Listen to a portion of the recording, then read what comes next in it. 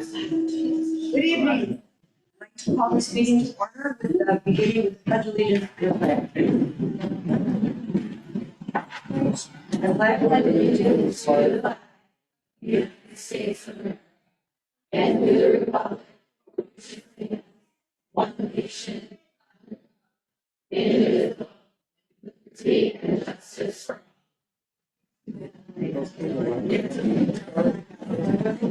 So traditionally, we begin our meetings with a reading of the mission statement. This evening, I think you'll find it extra special, if I'm not mistaken. Go ahead. Okay. Well, I will be reading it in Portuguese. So, todos. Missa.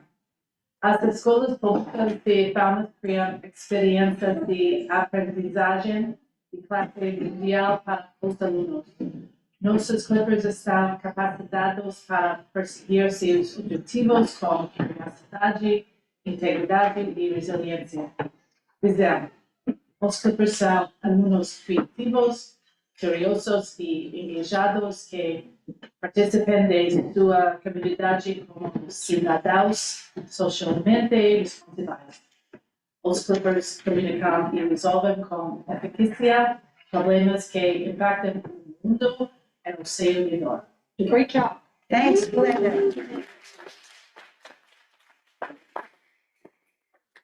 Okay, I would like to read the recording statement. In accordance to the Massachusetts Open Meeting Law, I would like to remind everyone that this meeting is being recorded. If any member of the public would like to make an audio or video recording of this meeting, please notify me by raising your hand. Just one part of the meeting. Just the presentation. Okay. Yeah. All right. Thank you. And could you tell me what your name was? I'm Charlie Anderson, the mom of Justin Anderson, and I may take a few pictures and a recording briefly. Okay, that's wonderful. Thank you very much. Usually it's for like the newspaper reporter that we say this, but okay, but we're glad to have you taking those pictures. Additionally, all participants are reminded to mute their microphones when not speaking to minimize background noise and ensure clear recording. So tonight we're going to switch the first two items on the agenda because we have this wonderful high school student who probably has homework to do. Because he's here. And so the superintendent would like to say a few words and present an award to him. Sorry, my back to the paper. Okay, so this is Justinian Anderson, and we are very pleased to be here. I am going to be presenting Justinian with the Certificate of Academic Excellence. So I'm going to hand this to you right now. We're going to get a couple pictures, but I have to talk about it first. So his future college major is data science. His top colleges are Tufts, Boston College, and WPI. Have you made any choices? Well, there's a different couple routes I could do with like either three, but like they're the main players right now. Okay, that's good. He's an avid volunteer. He has over 400 volunteer hours in the high school for Habitat for Humanity, St. Vincent St. Paul, the Restore, math tutoring, and found an annual Christmas and Memorial Day parades. Did you tell this? That's great, thank you. And he also has 8+ years of the altar serving at St. Anthony's. That was a total of 300 hours over the time. Your honor societies, I just have to read this. Okay, so the honor societies, you're in the Trian, the music, math, Latin, science, and the National Honor Society. Quite impressive. Has been a class representative for all 4 years. What's your for your senior year? So you're one of the representatives. Have you been the representative each one? Yeah. Okay. So 4-year member of the math team. You're currently the team captain. Yeah.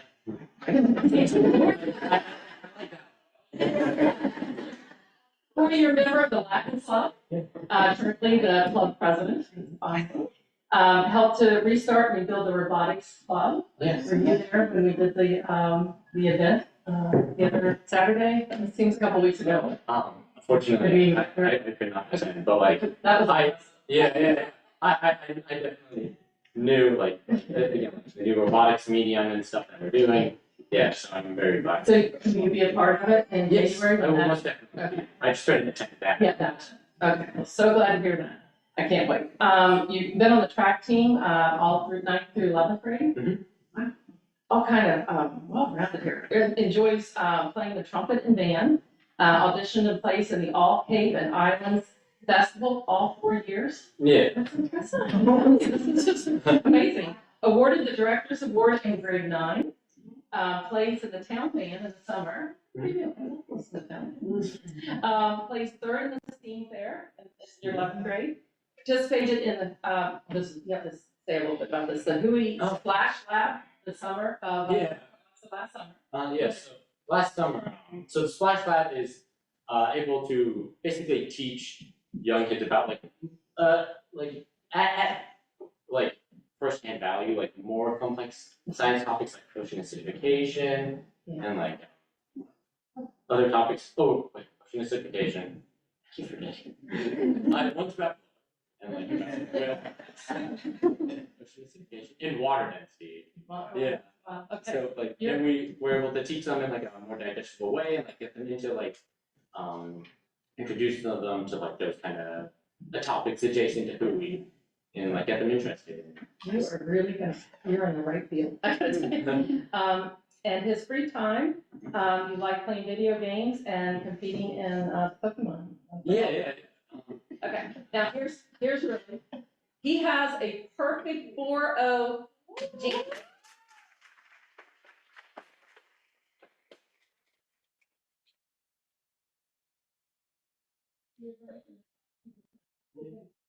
I am so pleased to be able to be standing here beside you and present you with this academic excellence award. Thank you. Is there any, can you introduce here who's with you tonight? Yeah, of course. I have my beautiful parents, my mother and father. Break down Mom and Dad.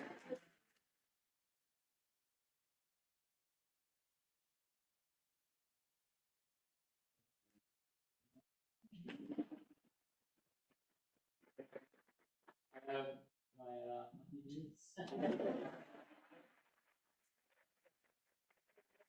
my my brothers couldn't be here, but I have 2 older brothers. I'm the youngest of 3, and I love them very dearly.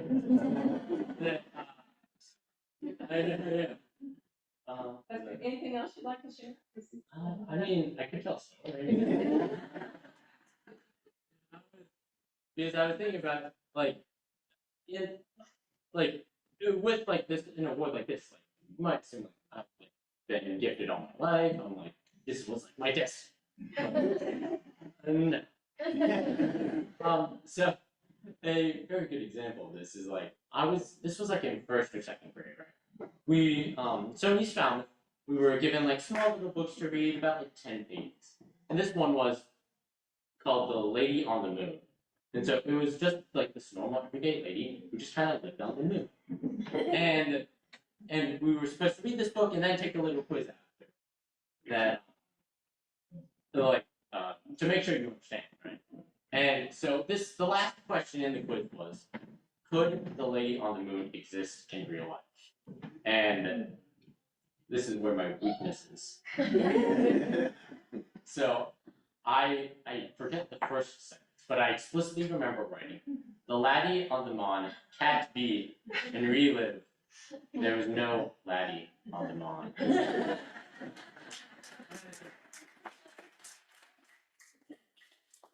Yeah, and so like all my life my like English and especially my spelling has been like really lackluster, but I have worked so hard to improve it in like also like public speaking as well.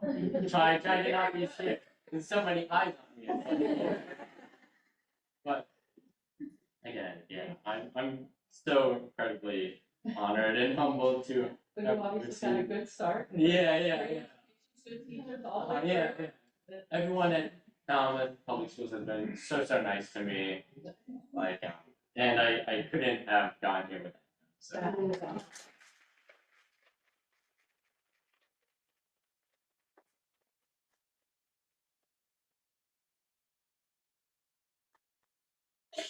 All right. Well, there we go. Okay, all right.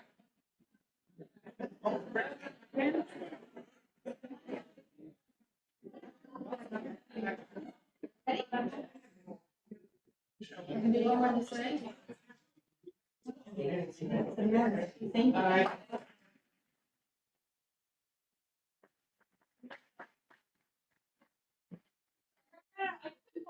We're going to pause and your meeting is here. While there, or we may shut the door, just, we'll get it up. Okay, we'll be back.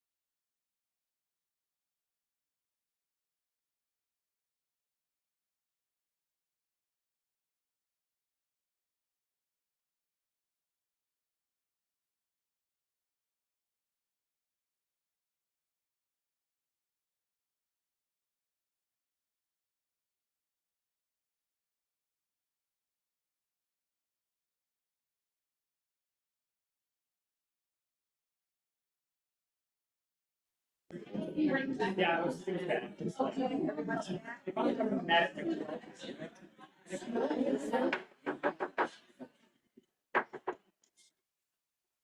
Okay, I'd like to bring the meeting back to order.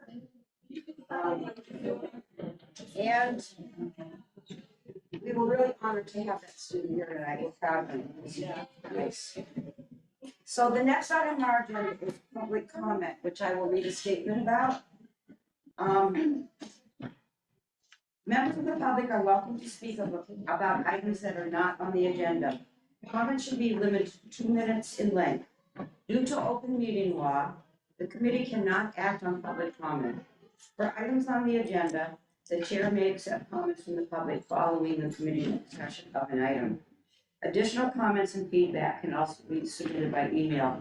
So if what you were going to say goes over the 2 minutes, but you want us to hear it all, if you've written it down, you can hand it to me, or you can send it to us at schoolcommittee@falmouth.k12.ma.us. Okay, so when you come up to speak, if you could just state your name, that would be great.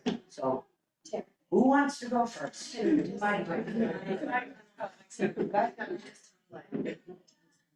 Oh, and Melissa will be keeping the time. Oh, yes.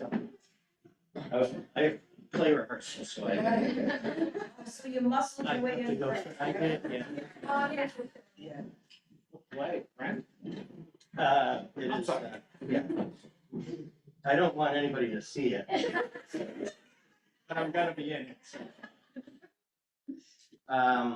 My name's Mike McCarthy, and, you need to know I'm a T-ticket dad, town meeting member, T-ticket school council. Melissa, let me know when you're ready for me. I got you, go ahead. Okay, I got all you. right. We need to talk about this navigating the future timeline, because the only part of this plan with an actual deadline is the MSBA application for Lawrence. Yet the focus is on pushing the T-ticket closure. The time pressure is bad enough, but we also hear a lot that isn't backed up by research or facts. These are some facts. Enrollment at T-ticket and East have increased over the last 4 years. They call it a bubble, but who's to say it isn't a trend? 300 units are going in on Sandwich Road. 24 family houses are proposed on 28A, and every property owner in Falmouth can now add an ADU. They say they know how housing efforts will affect enrollment, but based on what? In 2012, when taking Morris offline was considered, 17 people, including an educational consultant, met twice a month for 32 weeks to study it. This plan is more than double the scope, yet only 6 meetings were planned with fewer people over only 10 weeks. That's not nearly enough. Even if they claim they can find a consultant to do an assessment in the next 5 to 6 weeks, how thorough could it be? Finally, T-ticket and East have the highest percentage of high-need students in the district by a lot. I can promise you that these are the children who need us the most. They need stability and small class sizes. They need us to stand up for them, even if it's erring on the side of caution and going against what the superintendent and the school committee chair want. It's wrong that teachers were told to choose their transition, as if the members of the school committee have no say to this. You do. This is your decision, and it will affect this town and these children for the rest of their lives. And you don't have to wait until December to pause it, so that appropriate time and resources can be devoted to such a high-stakes proposal. Please pause it now.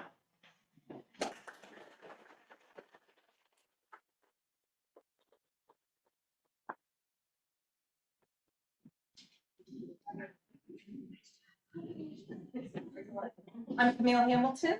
I am a 4th grade teacher at T-Ticket School and a resident of East Falmouth. I'm sure that it's very clear by now the T-Ticket community does not want to leave the school we love. However, that's not why we are against the proposed merger with East Falmouth. If the superintendent came to us with a plan that offered better opportunities for students than what we have now, we would probably all be for it. But with this proposal, our students do not benefit. A significant percentage of students at both T-Ticket and East Falmouth receive special ed, ELD, Title I reading, and other services. This year, 60% of my students receive intensive intervention outside of my classroom. 60%. These are not extras. These are not add-ons. These are critical educational services. And every one of these interventionists needs a dedicated quality learning space in which to work with the children. We have that space now. We've been told that spreading the merger over 2 or 3 years will resolve the space issue, but the data doesn't support that timeline. A downward trend, yes, but how can you guarantee that over the next 3 years, our population will decrease such a significant amount? And in the meantime, families would be split between 2 schools, and the students and teachers left at T-Ticket would no longer be part of a vibrant whole school community. We've been told that portables can be brought in to give us more space.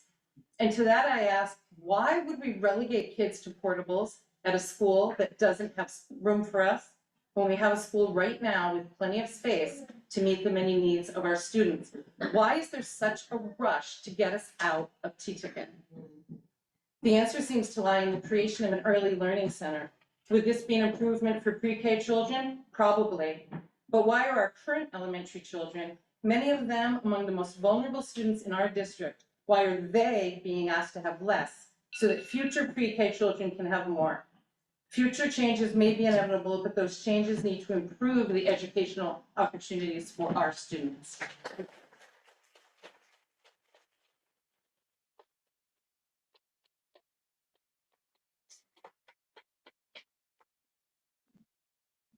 My name is Abigail. My name is Jace. We understand that we're only allowed 2 minutes each. But we recently learned at T-Ticket Elementary that 2 times 2 equals 4. We use our 4 minutes to show you something. Would it be okay if we played a YouTube video? I tried to look into that for you. I realized that we would have needed a little bit more advance notice to get it into our system. So, maybe you can send it to us and we can put it at a future date to look at, but, okay?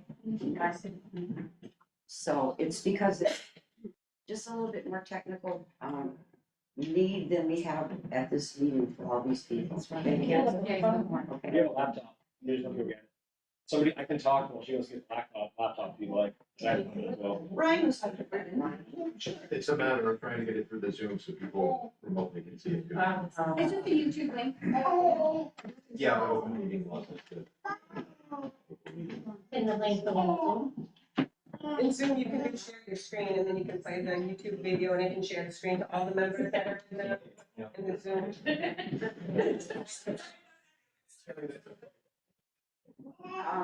How long do you anticipate, Ryan? I can do it quickly, how long is it? 4 minutes. All right, so somebody else have their 2 minutes while Ryan's looking it up. Okay, right along.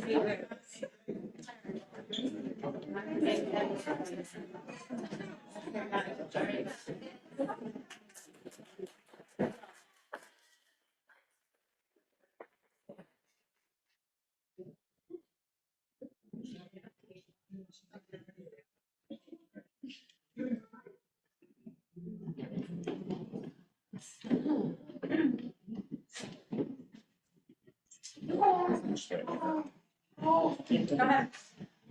Good evening. My name is Kevin Ryan. I'm a parent of 4 with 2 currently in T-Ticket. I'm going to spend the next 2 minutes talking about data, since the only data we have been shown is a single line graph and a bar chart. After evaluating the data, I fully believe all 4 elementary schools need to be kept open, but redistricting does need to be considered. In the last 5 years, the only school to have an increase in student population was T-Ticket Elementary, despite the superintendent putting all of the school choice kids in North Falmouth. Conversely, all other schools dropped. The superintendent putting all the school choice kids helped North Falmouth's decline stay so low. Over the last 12 years, T-Ticket had the second highest decline, but not by much. If we were to reevaluate the data, with removing the school choice kids, T-Ticket would have had the second slowest decline in the district, and North Falmouth would have had the second highest decline after East. Which again is the superintendent manipulating the data, putting the school choice kids in North Falmouth. insulating North Falmouth from the problems of the town so she can show it off to convince people to come to our school district that is clearly struggling.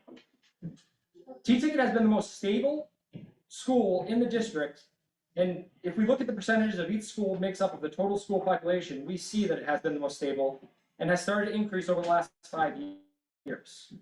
If T-Ticket is starting to increase, why would we consider closing it?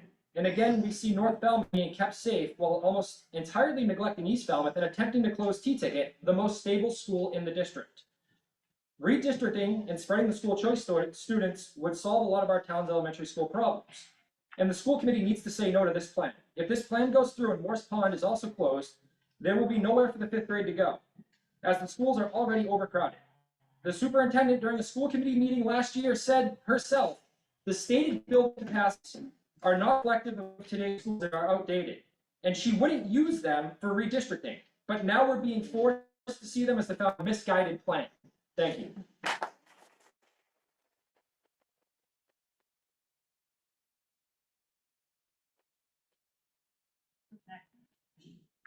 So my name is Sarah Dean, and I'm a teacher in the therapeutic intervention program at T-Ticket. And I'm sitting here today to ask for a pause in navigating the future. A few weeks ago, my team and I met with the superintendent upon our request to discuss concerns and potential plans. I feel thankful to have had that opportunity, but at the end of the day, with the limited information and quick timeline, it seems all too rushed to even begin to think what next steps should be. Making a decision about what is best for my students takes time. It takes data, reflection, conversation with families and staff, and it definitely takes longer than 4 months. The beginning of the school year is a time where teachers like myself put their efforts and energy in creating their classroom.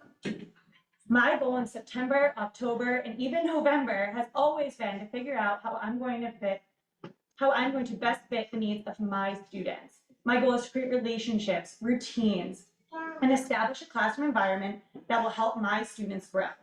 My energy and time at this point in the year shouldn't be spent on rushed proposals that aren't backed by data and plans that don't have the best interest of my students. My energy and time shouldn't be filled with this extra worry and stress that is consistently filling the hallways of T-Ticket on a daily basis. My energy and time at this point in the school year should be making sure that my students have what they need to have a successful school year. I understand and agree that changes need to be made, but can we please slow down, pause, so that we can make sure that these decisions are truly what is best for our students? Thank you.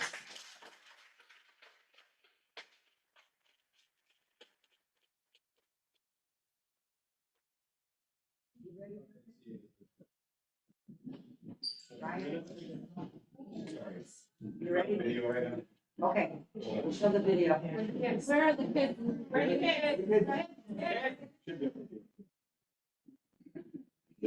I gotta hear some. Where are the kids? They're coming from the other side.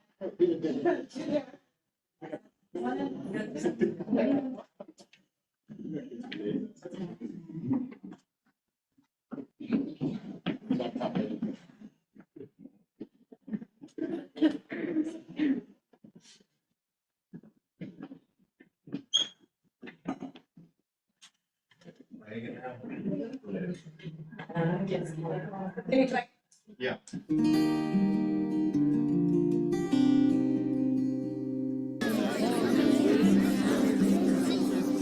Hi, I'm Brandy Santos.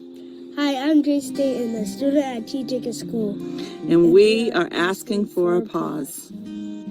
Hi, my name is Bodie, and I'm asking for a pause. My name is Sarah Dean, and I'm a teacher at T-Ticket, and we're asking for a pause. My name is Michelle. I am a teacher. I'm Jameson, and I'm a student. I'm Camille Hamilton, a 4th grade teacher at T-Ticket School. I'm Zelia, and I'm a student. I'm Dominique. I am staff and a parent. My name is Lloyd. I'm a parent, and I'm asking for a pause. I'm Joey. I'm a student, and I'm asking for a pause. I'm Deanne Rockwood, teaching assistant. Hi, I'm a student. I'm Patrice. Both of my boys went to the T-Ticket Elementary School. I'm asking for a pause. My name is Johnny, and I was a student at T-Ticket, and I'm asking for a pause. My name is Dawn Williamson. Hi, my name is Keegan. My name is Diana. I'm a parent and a social worker, and I'm asking for a pause. been a teacher at T-Ticket for 18 years. I'm just asking for a pause. I'm asking for a pause to this proposal. I'm Paul. I'm a parent, and I'm asking for a pause. My name is Kelly. I am a parent. I am a TA in the TIP program, and I'm asking for a pause. My name is Charlotte. My name is Lizzie.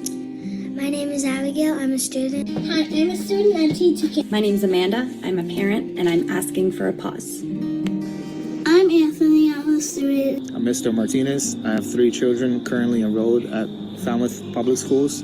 Hi, I'm a parent and I'm asking for a pause. I'm Meg. I'm a community member and I'm asking for a pause.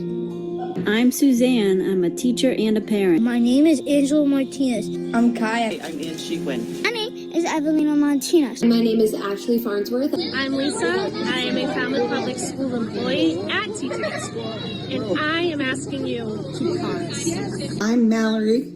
I'm a parent. My name is Miss Martinez. I'm currently a one-to-one at Morris Pond School. Julie Deputy, T-Ticket School. Been an art teacher for 15 years. My name is Anthony Martinez. I go to Morris Pond School. I'm Bryn, a community member, and I ask for a pause.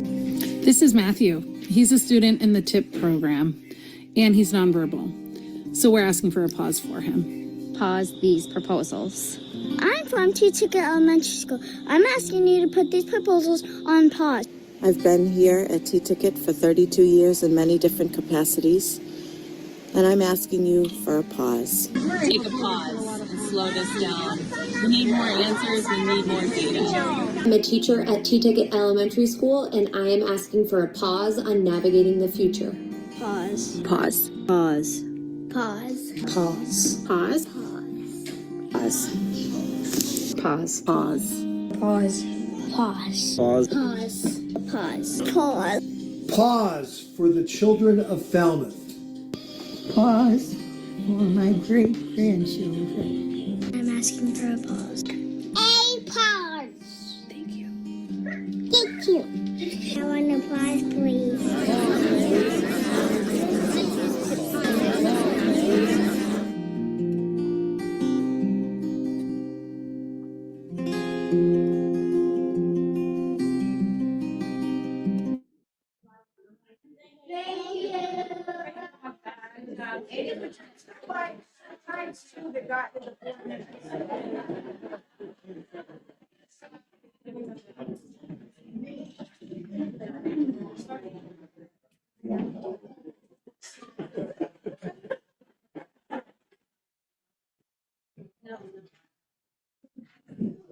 Alright, that's a tough one to follow. Good evening and thanks for the opportunity to speak tonight. My name is Adam Poquette, and I was going to send this as an email, but I think it's important that we put as many faces to the names of people in this community that some of your proposals are going to negatively affect. My wife and I have 2 sons, one who attends East Falmouth for his IEP, and the second who attends T-Ticket. I want to first say that we love East Falmouth School. We know as many teachers there as T-Ticket, and it's been a fantastic experience for our youngest. We would support sending our oldest there as well, but only if this merger is done correctly, is fully necessary, and other options have been fully explored. My wife and I didn't grow up in Falmouth, and so we can't speak on the nostalgia and history of T-Ticket as so many other families in this room can.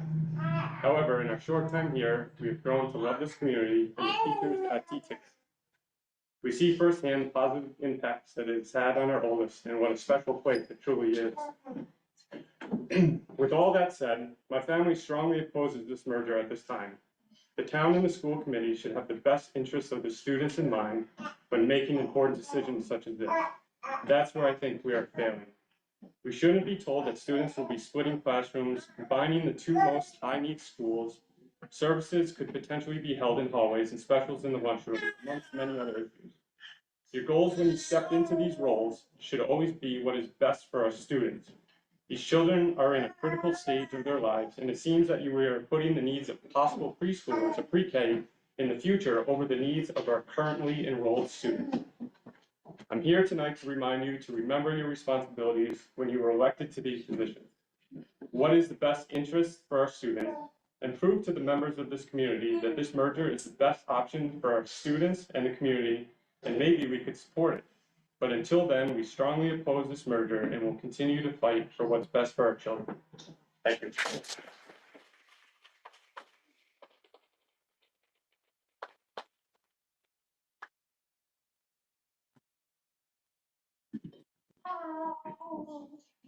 Hi, my name is Jen Moran.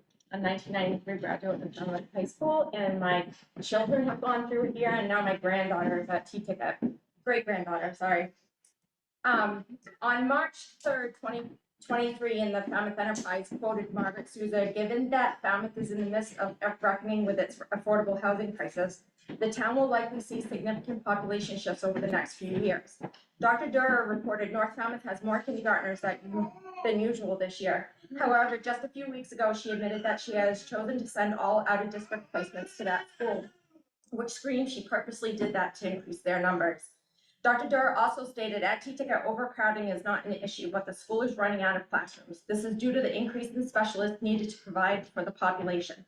They attempted to save space by combining an ELL and reading specialist together. However, after an audit done by DESE, they needed to separate the specialists to comply with state regulations. She also reported that East Falmouth does not have any extra space either.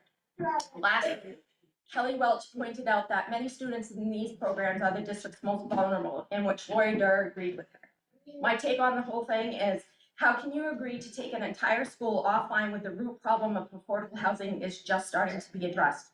The accreditation process for a school is not simple, nor is it quickly done.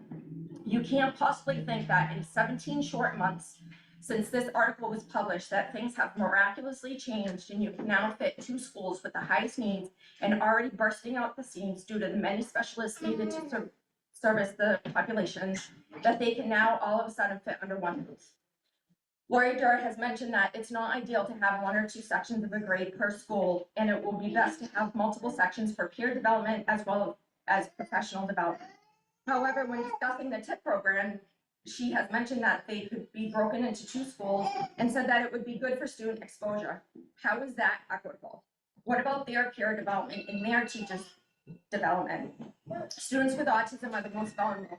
They shouldn't be put on display for other students to be exposed. It's not their job to teach empathy and compassion. Your job as a school committee is to advocate for those in the public community.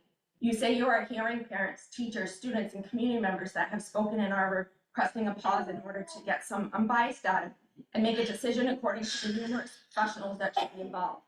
Actions speak louder than words. So my question to you tonight is, have you really heard us? Have you really listened? If so, the only way to vote is to put a pause on the merging of the 2 schools. As a community, we have zero confidence or trust in the current school administration. I respectfully ask you to boost our confidence and show us that the school committee most definitely has our children's best interest in mind.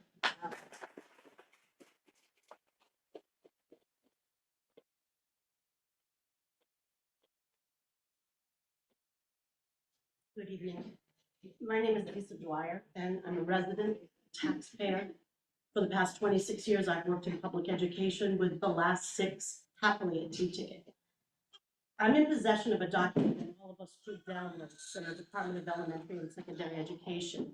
Last year in March, DESE came to Falmouth to do a program review of our special education programs.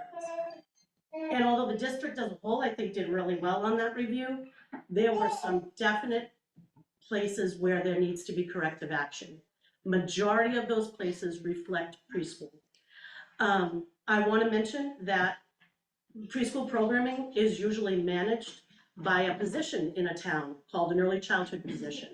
And in Falmouth, that position hasn't existed for the last 5 years since Laney Cook Johnson retired 6 years ago. We have added a new position this year, as I'm aware of. But I wonder, as we look at the numbers that the state shows back, that the determination of the programs as inclusionary or integrated don't fit the bill because there are not the correct number of special education students to the general education students. And I wonder if, because that position had never been filled up until this past summer, if that's part of the issue, is that we've asked our CBAs to job share this position out. The Assistant Director of Pupil Personnel has helped and spearheaded sometimes some of these things. It is a position that exists and is very nuanced. You need to be able to follow timelines set by the federal government. You need to be able to read the testing timelines so that our children, as they turn 3, have a place to be if they're eligible for special education services. So I'm just saying, more than anything, I think a pause is in the making, because I don't know that these numbers show some classes only have 2 and 4 students in the general education side of preschool. Has it been managed to the best of the ability when that position has not been filled over the last 4 years? Thank you. Thank you.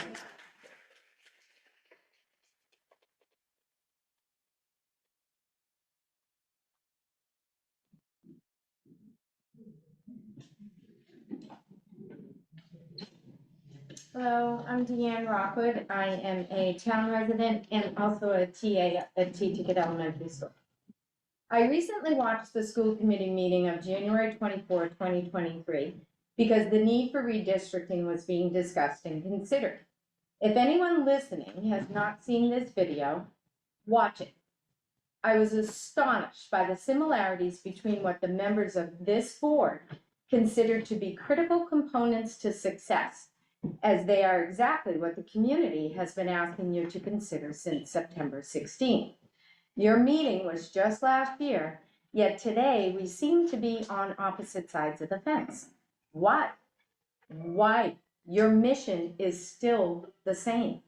I heard members speak to not wanting to create upheaval and problems where there aren't any, to not rush, to thank the committee as redistricting is long overdue, to put students' needs first and minimize trauma as much as possible from their experiences, to look at demographics and proposed housing projects, to consider the number of transitions and their negative impact on young students. I heard Superintendent Durr speak to the fact that elementary enrollment ebbs and flows, but that T-Ticket has consistently been full and made use of all spaces since her tenure began. She stated building capacity numbers are very outdated and would not be useful today, as teaching was so different then, and today's teaching of specialized services requires more space. This is the very same feedback we have been inundating you with, while Dr. Durr is conducting forums saying the exact opposite, and it goes unanswered. You can pause these proposals today. You can and you should, until you get demographics, financial data, proposed developments, proposed DPW projects, traffic and safety studies, and an outside agency to determine true building capacity based on the services your currently enrolled student population requires. Please go back and listen to yourselves. You sound just like us.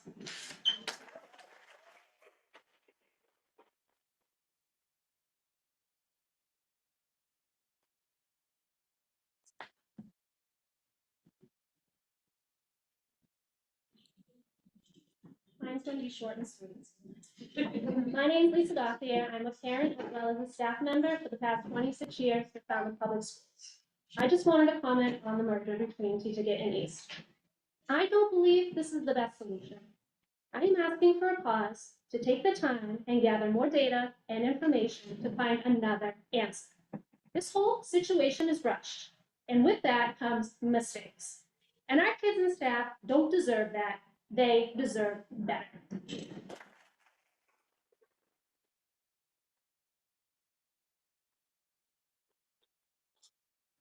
My name is Caitlin. I'm reading this on behalf of a very wise woman that we love very much.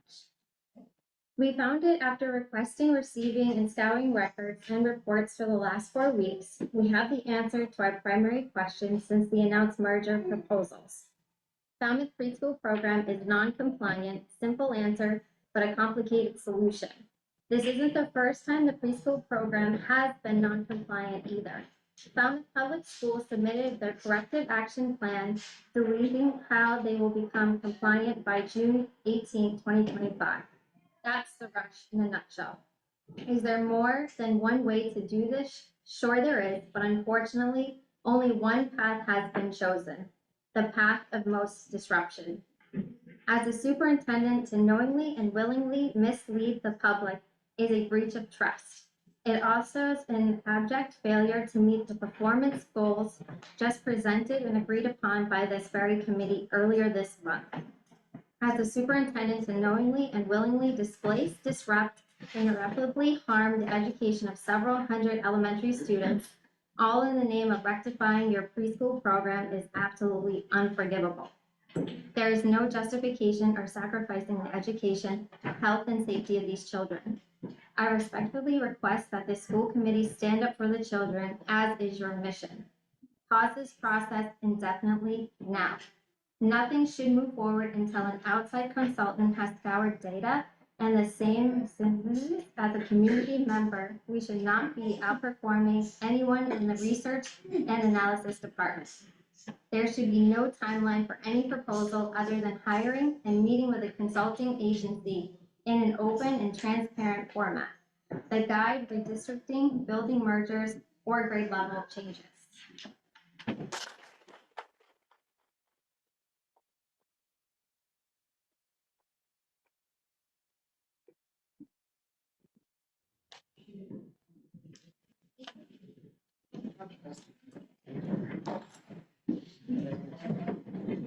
Good evening. My name is Diana Martino Wilson. I am a third-generation Falmouth resident with 4 children in the public schools.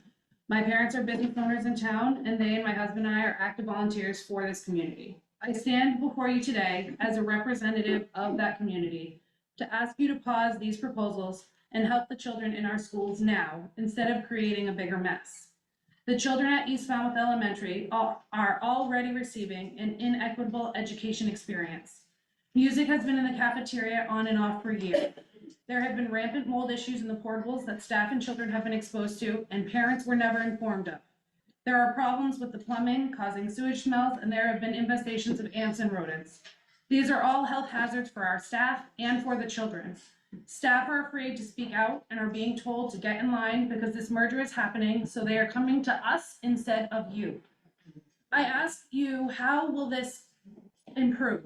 By cramming more than 200 additional students into the building, how will this make these problems any better? Currently at East Falmouth, children are receiving lesser services in physical therapy and occupational therapy because of equipment being damaged by the mold and determined to be hazardous when the portables were cleaned. Despite promises to replace this equipment, it has not happened. And so the children at East Special Needs Services are limited by what is available to them versus at the other 3 elementary schools. East is currently struggling with behavioral issues with children who would benefit from the Connect program, which is full. Staff have nowhere to take these children when they are dysregulated, causing classes to be staffed out without access to their educational materials, sometimes for as long as 4 hours in one day. Students are then mimicking this behavior for attention or are being traumatized by the other students' aggression and destruction. Students have been hit by flying objects, and someone is going to get hurt. How is this going to get better? By stuffing over 400 children into this building. What will this look like with even less space? We need to focus on helping the kids in these schools right now instead of trying to fix one problem by making a bigger one. Pause these proposals.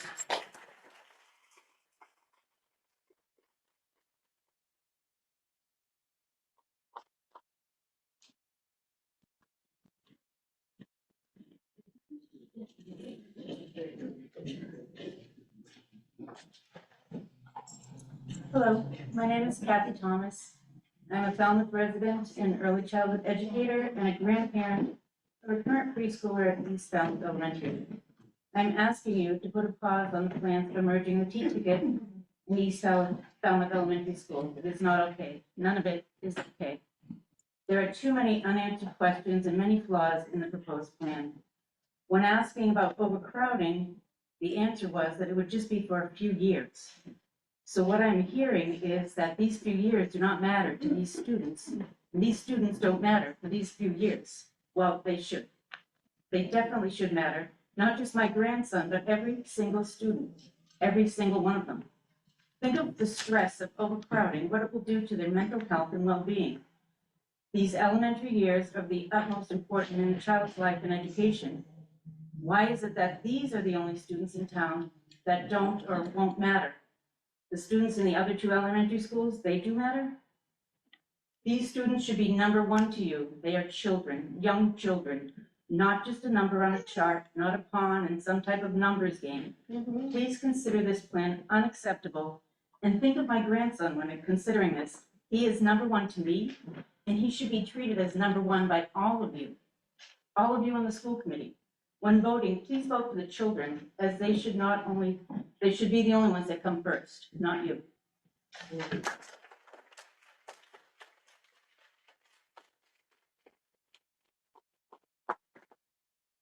Good evening, my name's Kevin Boolsman, I live on Maravista Avenue. We've been in town for just a few years, we've owned property here for a long time. I'm here today to talk about the decision to close T-Ticket. I'm aware that you've not made a decision yet, however, the perception in this community is that the decision's already been made. And that's a shame.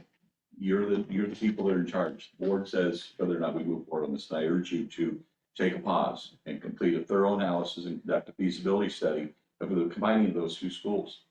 There may be better options out there. We don't know, haven't been presented to us, we haven't even looked at them. We haven't even considered it. There's a lot of data out there. I was a school administrator for over 30 years, retired from that a few years ago. And I've looked at many data reports, many data sets in my life, more than I'd ever hope to look at again. And it takes good data to make good decisions. And we haven't seen that. We haven't seen anything on that. And I'm not understand why. Talk about, well, we'll struggle for a bit. We'll be overcrowded for a little bit. That's okay. It's not okay. Kids have one shot at second grade, one shot at third grade. We need to give them the very best. We don't want to give them a compromised education, and that's what we're looking at right now with this program. The M.A.S.S School Board Association, I did pull some stuff up there, says that the number one skill for the superintendent to possess is effective communication. They define that as transparent, open, honest communication. Unfortunately, the decision to close T-Ticket has not been timely or transparent. There's a lot of doubt, there's a lot of mistrust. I hear people talking about trust and they want independent.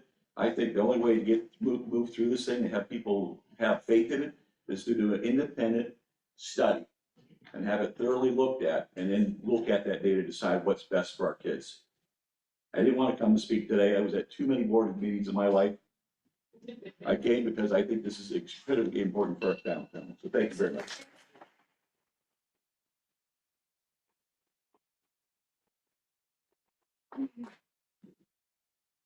My name is Marjorie Hulsman, and I'm a resident of Falmouth and have been a taxpayer for over 20 years. It is my extreme pleasure to teach music at T-Ticket School. I've been a teacher for over 30 years in many different districts and a couple of different states, and I love T-Ticket. Last June, our staff was called into an unscheduled meeting to hear the superintendent announce that our principal, Sandy Campson-Bellis, would be moved to Director of Student Services. We were told that there wasn't enough time to do a thorough search for the right principal to replace Sandy. So we were immediately introduced to our interim principal. At that time, we were assured that this current school year would be run as closely to the last year as possible, keeping in place all of our current staffing schedule and programs. Imagine our surprise, shock, and dismay to be told at a voluntary 8 a.m. meeting on the 5th day of school, when we're all excited about the new year, that all of that would change for next year. I have here a 10-page document. The superintendent has access to this. This is all of the questions and concerns that have been raised by our faculty. 10 pages. There's no margins here. I can't read it to you in 2 minutes. So I'll have to give you the Reader's Digest condensed version. We need, see, some of you know that. We need more data and time to support this move. The timeline's too fast. It feels like the train's already left the station. We as a staff and the families at our school have been asked to choose between 3 proposals, but most of us feel that none of them, we don't want to choose any of them. So if we don't choose any of them, what's going to happen? I agree with universal pre-K, but it has to be offered in more than one building. And to truly help families, if that's the intention, it needs to be year-round and have before and after care available. The math still doesn't add up. What is the intended use of all the vacant rooms that will be available at T-Ticket? If we are closing one school, it seems counterintuitive to run another school half full. The biggest question, however, is equity. I have heard that redistricting is not an option. However, all three versions of this plan does forcibly redistrict T-ticket families and students without affecting Mullen or North Falmouth. Thank you.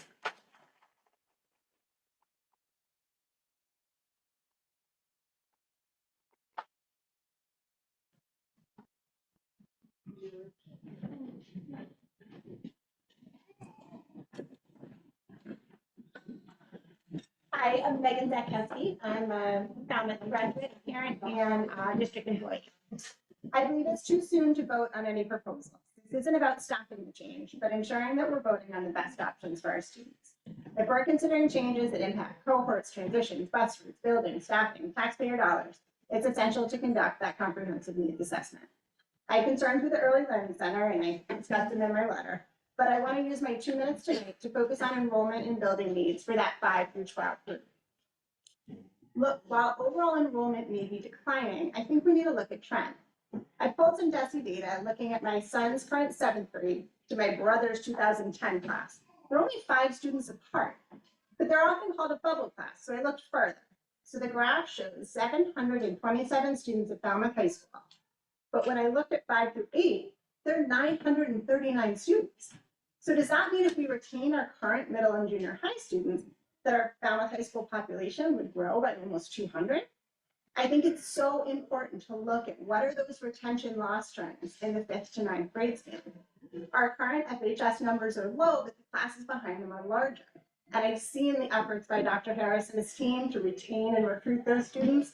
How can we support what he's doing? Second, building renovations. How do we weigh the cost of renovation against closure or new construction? Was there a threshold that determined Morse Pond would be taken offline and Lawrence renovated?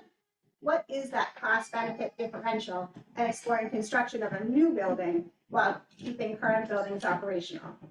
Could we build a new Lawrence at 5 through 8 Lawrence? Hold on, I lost my spot, so I'm just gonna look up. Melissa, just make sure I won't hear the beep. Wave at me when it's my turn to stop. I just paused you so you can find your spot. Okay. I won't hear it while I'm looking down. 2 seconds left. I'm not gonna Okay. get started, so just if you want to. I'll try and be fast.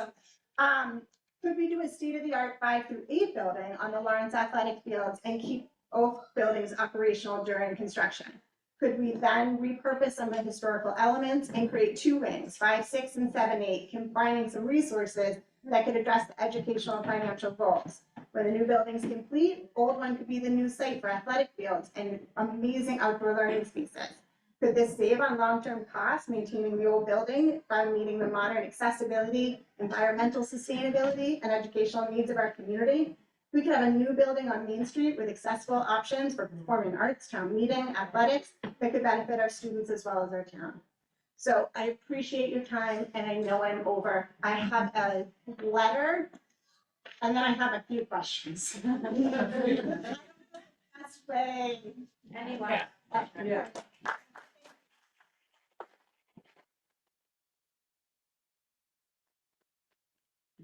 Round 2. My name is Julie Emmett Weldon. I own a family childcare program in East Falmouth, and I have a son at East Falmouth. Families in Falmouth have over 30 early child programs to choose from. Why may we be losing enrollment for kindergarten? Well, Massachusetts kindergarten is not a requirement. It may also be due to enormous amount of families choosing homeschooling over sending their children to institutions, or sending children to private schools or longer in years programs like Montessori, which offers preschool through age 12, Waldorf, which offers preschool through 8th grade, and 100 Acres, which offers preschool through 2nd grade. Are we wasting everyone's time by turning one entire elementary school into a child care center? How will you provide teachers and substitutes for this proposed new child care center? EEC requires staff to have certifications to work in a child care setting. The enormous lack of people trained or wanting to be trained in this field of work is at an all-time low. In general, the turnover rate of staff is also at an ongoing struggle. It is impossible to find substitutes or even people who want to work in this profession. And you plan on filling a whole elementary school with preschool teachers and students. How is that going to work? One option you mentioned is using students from the high school for internship. From what I understand, the high school early education teacher doesn't have any formal training in early education. By allowing this plan to go through without a great deal of time, consideration, and planning, and opening a center in elementary school, you are most definitely putting a lot of local community small businesses, childcares out of business without considering the huge astronomical impact it may create. Please reconsider and take a pause on such a far-reaching decision for the good of all our children.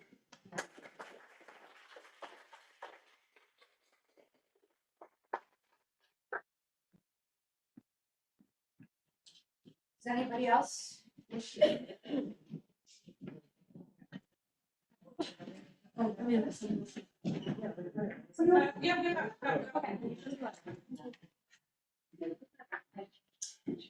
My name is Amanda McGonigal. I'm a parent of a preschooler in a private preschool and a third grader at T-Ticket Elementary. And I say that, and I open with that because I feel like it's important that I publicly qualify before you and my community and my peers that I have a current and future vested interest in these proposals being brought forth by the administration.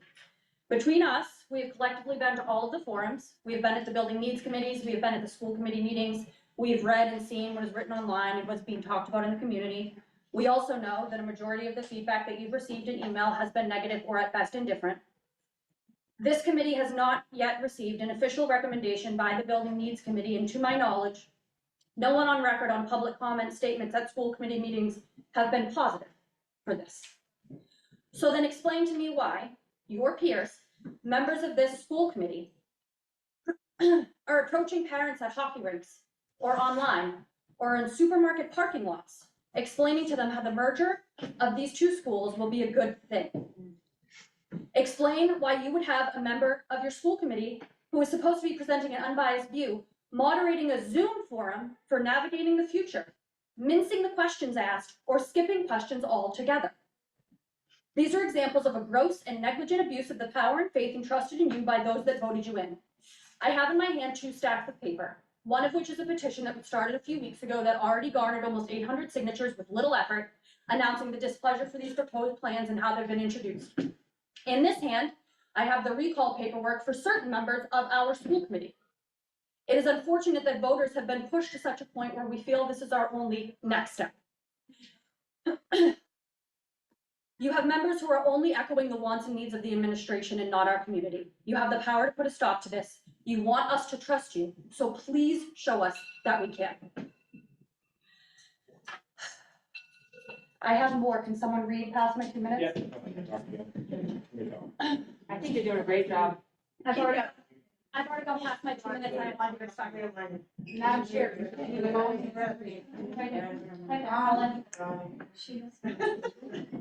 This makes it for you fair to everybody. Everyone gets 2 minutes. So it's a more fair way. Not as smooth, but fair. I'll end with this.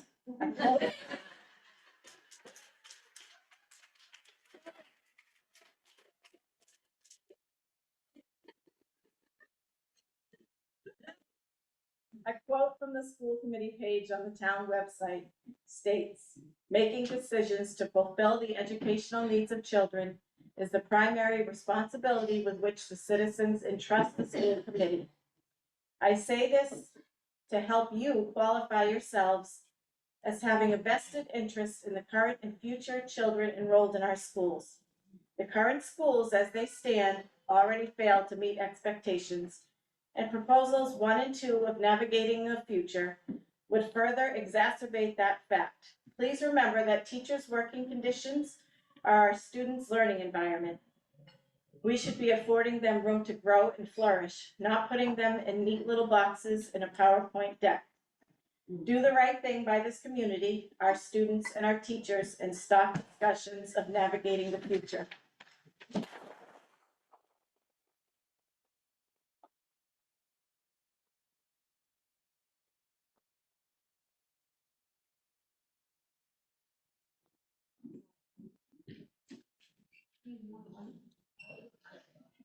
I'm Jen, and I am a T-Ticket staff member.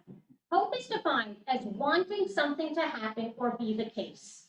Research, data, and knowledge drives a plan. not hope. Our superintendent hopes that our preschool enrollment will increase and that offering full-day preschool corrects the negative state rating. Using data from the afternoon afternoon groups listed in the Massachusetts Department of Special Ed and Civil Rights Monitoring Report, Dr. Doerr would need to enroll a minimum of 26 non-IEP students. This year, only 18 kindergartners in the entire district did not attend a preschool program. She hopes that some unspecified time in the future to have transportation. Yet research shows the bus driver positions posted on the district website have remained unfilled due to a bus driver shortage. She hopes that sometime in the future she will be able to provide before and after school care for preschool, and it will operate year round. Her hopes continue with the merger of T-Ticket and East Falmouth Elementary Schools. She hopes there will be enough space for everyone. Yet, according to Dr. Doerr, there isn't currently enough space to expand the 115 student preschool. Then what math suggests that appropriate space for 240 students would be available? She hopes to resolve space concerns for special education students by having a co-taught classroom at each grade level. Data indicates a minimum of 2 co-taught classrooms would be required, and parents would then have to agree to have the IEPs rewritten to match this format and reflect the change.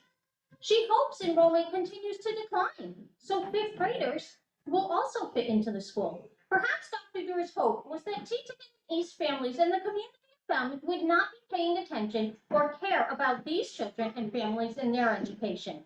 I will leave you with my hope. I hope that the people of Falmouth have elected a school committee that values the education of all families and children and feels that the superintendent is accountable to the families and the students she serves, despite her telling them on September 30th that she doesn't answer to them. I hope you expect more.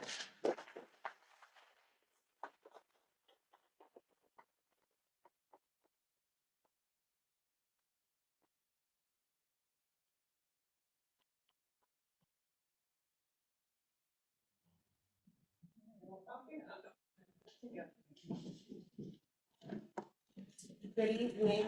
First of all, I just want to say thank you to all of you board members for being here, and thank you to the community. This is called showing up for your students, for your teachers, and showing what true heart and passion is and caring about education, not just data and people on a screen.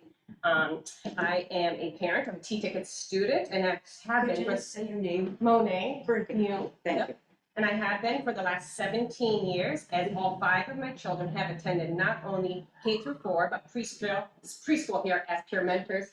And I'm blessed to have half of the teachers in here. And let me just say that the children, when they go to Morris Pond, when they go to Lawrence, they are known because of the love, the respect, and the understanding that the teachers provide.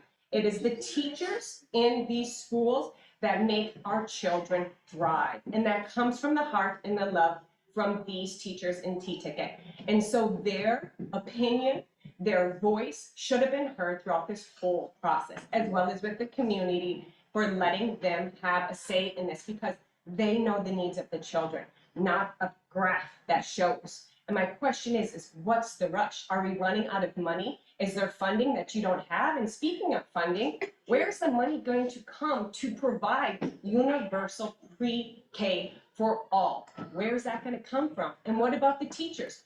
Who are the teachers going to be? Dr. Doerr had stated that on September 30th, that she was just started this plan in August, and the teachers weren't even told until September 18th. That is a 6-week, I heard 10 earlier, time frame. How can something that is describing a overall, complete systematic change be conducted in such a short amount of time? It doesn't make sense in any sort of way. So the question is, why the rush? Where's the money coming from? Because let's be honest, it all comes back to money. And that's what I think that is going on here. And let us talk about, what about the 5th graders? Where are they going to go? Maybe we should have a plan as to where the 5th graders are going to go before we decide to close down the school. Yeah.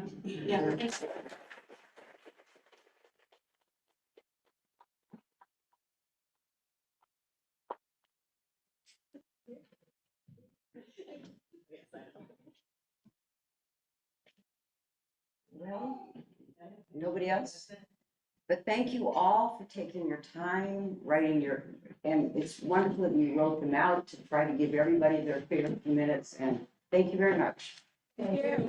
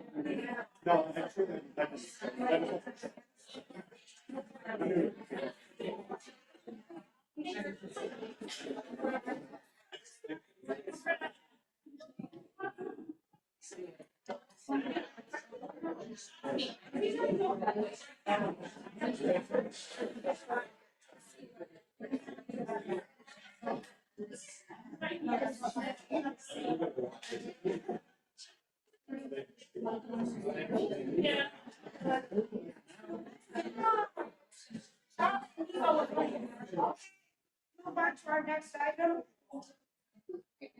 Okay, so, it's a little bit early, when we created the timeline for evaluation, I don't think we realized that it's gonna be quite early in the cycle. We really just did this a couple of meetings ago where we talked about the process. So I'm just gonna do like hit the high points. So the mid-cycle is the formative section of the evaluation process. So it doesn't have any forms, there's no like paperwork that gets filled out. It's just an opportunity for us to check in, make sure we're keeping on top of everything, and then to sit down with Lori and talk about the progress on the goals. So it will start, and we will have an update from Lori, January 14th, that I realized, see what I mean, we're really ahead of the ball. I don't know why we were doing it so early, but we did. And we had to keep to it because that timeline for evaluation is approved by the school committee. So if we bumped this to a later meeting to make it make more sense, we would have had to have the school committee approve the timeline all over again. So that's why we kept it, even though it seemed really early. So it starts with the presentation of the mid-cycle self-assessment. And then the part that we do as a school committee isn't until the third week in January. And that's when each school committee member sits down and talks about the goals and the process toward them with Lori. So the only other thing I wanted to make sure everybody has, and I hope I kept it open. Oh, no. Okay. Yes, I did.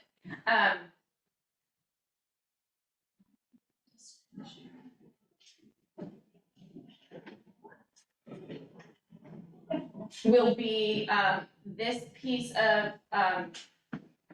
material that eventually will be available for us to use to track goals. So we don't have this yet, but it's a work in progress. So that's really all that I had to share, but we just had to keep the timeline, so we didn't have to revisit. Yeah. Of course, you can always reach out and ask questions. Okay, thank you. Next on the agenda would be a report on diversity, equity, inclusion, and belonging from Henry St. Julia.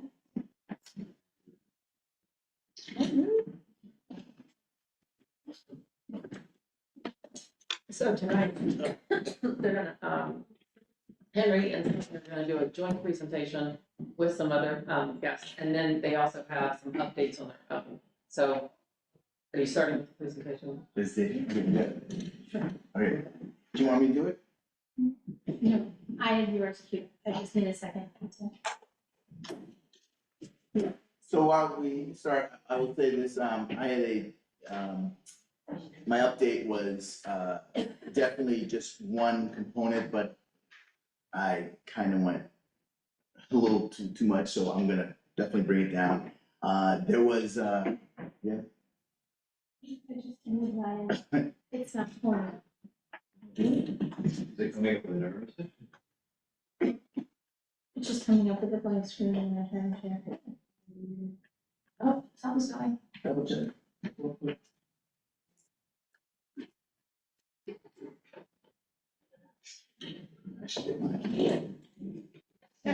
Oh, that's yours. Yours. Can you enlarge that? I was only kidding. Yes. You don't want your face bigger? Yes, well. No. We have two presentations, one's gonna be quick, and then. You just have to go. You know, you're Yes.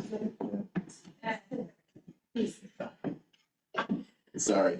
So, the update is, on what is collective equity, which is, something that I do. There was a DEI person in the Cape, I won't say who it is, basically said, I'm working on diversity, equity, inclusion, seems to be an island at one company. And, so I really felt sad that she was thinking that it's only one person doing it. And we have a different type of equity here. We have it, different areas, people coming together and doing stuff. And basically, I was just gonna say, you know, where are we getting these equity situations? We have a outside audit person that's M.A.S.S. We have administration councils that doing equity. We have principals doing equity. We have teams, school-based teams doing equity. We have advisory, hope to get advisory update that's doing equity. We have ambassadors doing equity as well. We have whole day belonging, which everyone's thinking about belonging on equity as well. So I saw like a distinct difference between Falmouth talking about equity with one person rather than it's embedded there. What I wanted to share with you, we had a diversity council that's doing equity. We'll talk about that in a future thing. What I wanted to show you is association that I've been involved for about 3 years. It's my third year getting it. It's called M.A.S.S, Association of Massachusetts School Equity Leaders. This is their opening association. Before they were loosely affiliated since 2019, and then on 2023 they got together and said we are now an association. What they showed here is what you see here is you see the governor in the middle. And so it was surrounded, all these equity people surrounded. You don't see me because I was on vacation, so you don't see. But what it shows is that there were like 5 schools that said equity's fine. It's different. It's used. You're basically attacked by either side, and they said we want to have an association that brings support and gives different needs and stuff like that. So they came together. It started with 6 schools, and now it's up to 50. And we are one of 2 from the Cape.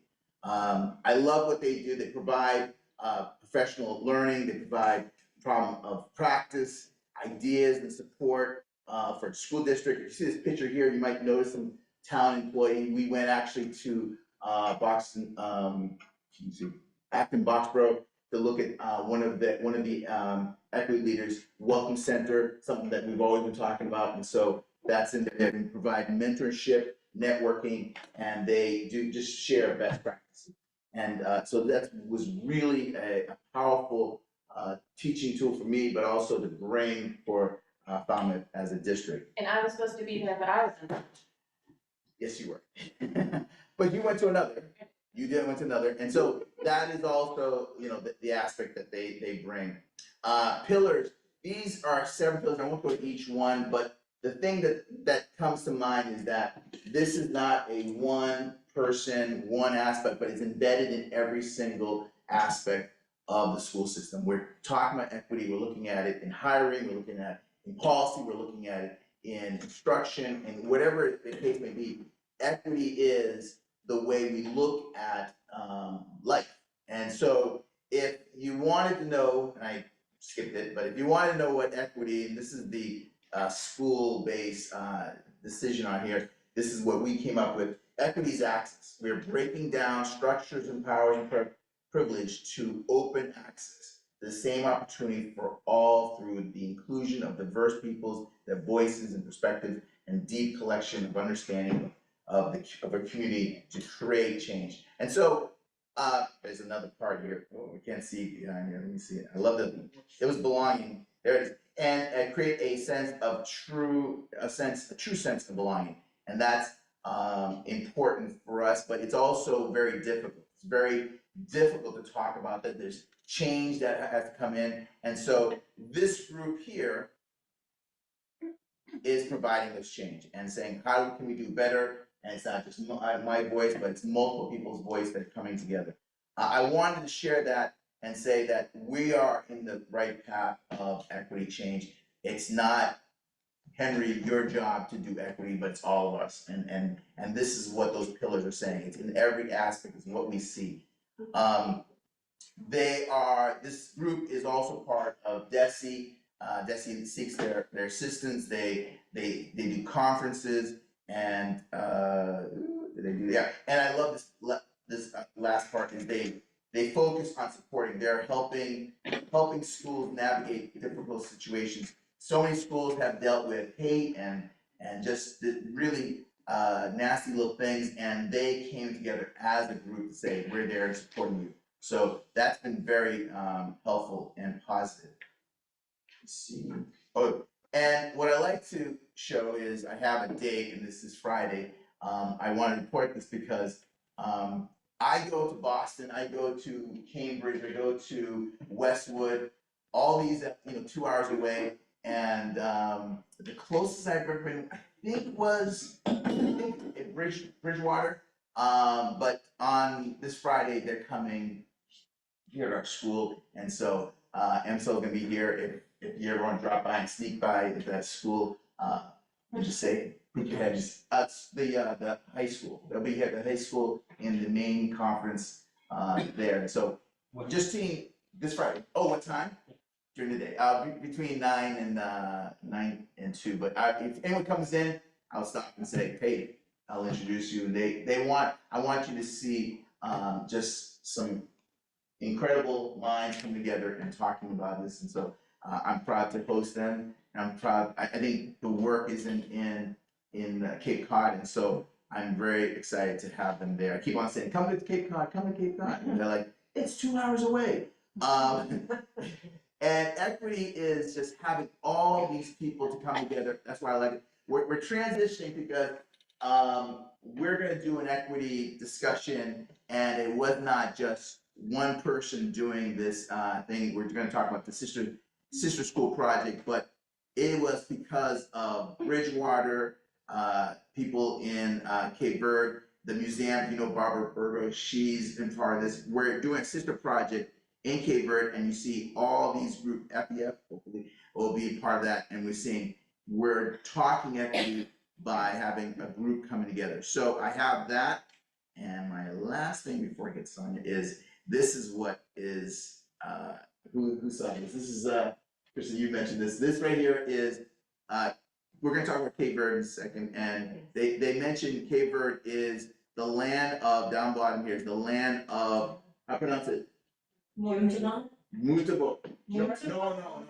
Morbase. So we're talking about both of those. And that basically means the land of belonging. And so we want to have that same aspect in equity. Do all kids belong? Do they feel belong? Are they ready to learn? And I hope to get this painting next time. But I didn't get it this time. So at this point, what I want to do is transition to discussion on equity to, I think I lost that. Sorry, I didn't. I know. So what we're gonna do is, we talked about a collective equity and making sure all students feel belong. And now we're gonna go and discuss our sister school, which was a very powerful thing. There's a lot of pictures here, but I'm not gonna do the talking. I'm gonna make sure that other people kind of talk. I'll just give you the basic.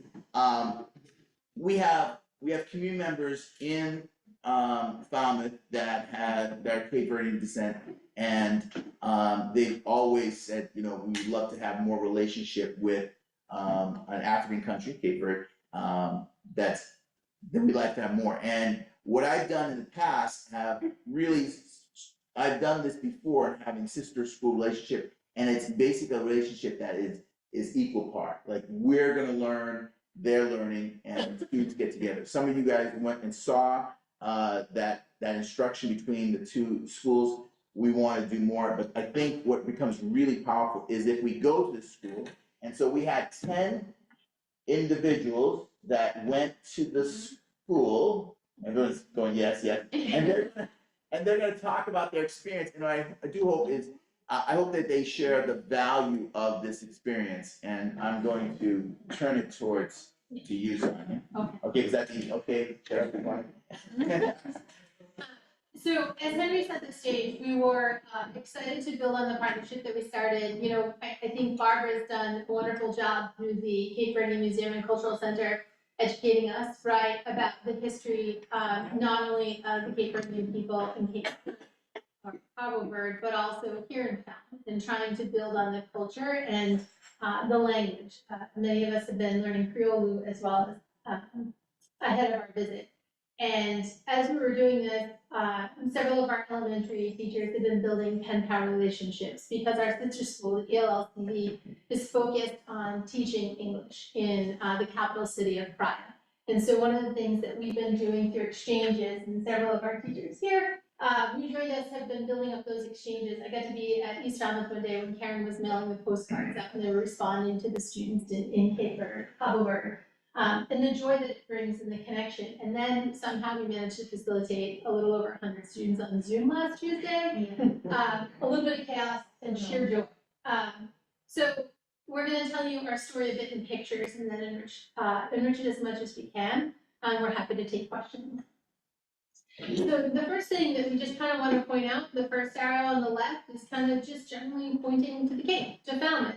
And the second pointing to the archipelago nation of Cabo Verde off the western coast of Africa, just to kind of give a sense of the travel and the distance with a layover stop in the Azores. Actually, two, but we can talk about inclement weather.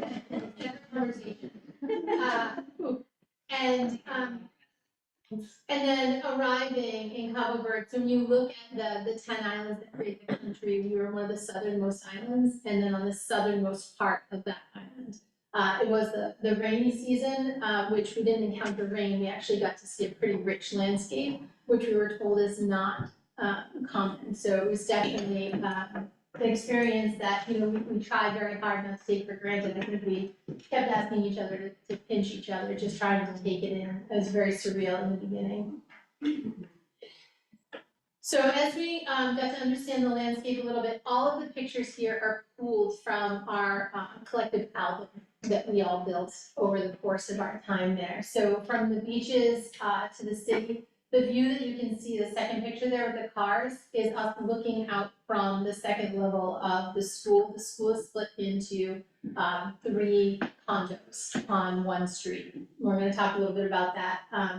Then you can see it just as quickly can cut through the mountain ranges, and we end up driving through the clouds. And it's all in a matter of minutes that we move from those different vistas, from the beaches to the mountains to the towns and villages, and really understanding the journey that the students go through in order to access their education in the public school system or the private school system, and then the added time that they spend to learn English in a separate private school setting. And then many of them have additional schools that they attend beyond that, or experiences in music, experiences in dance or culture. So they can be in school from 8 a.m. to 6 p.m. and for a good portion of their day on Saturday.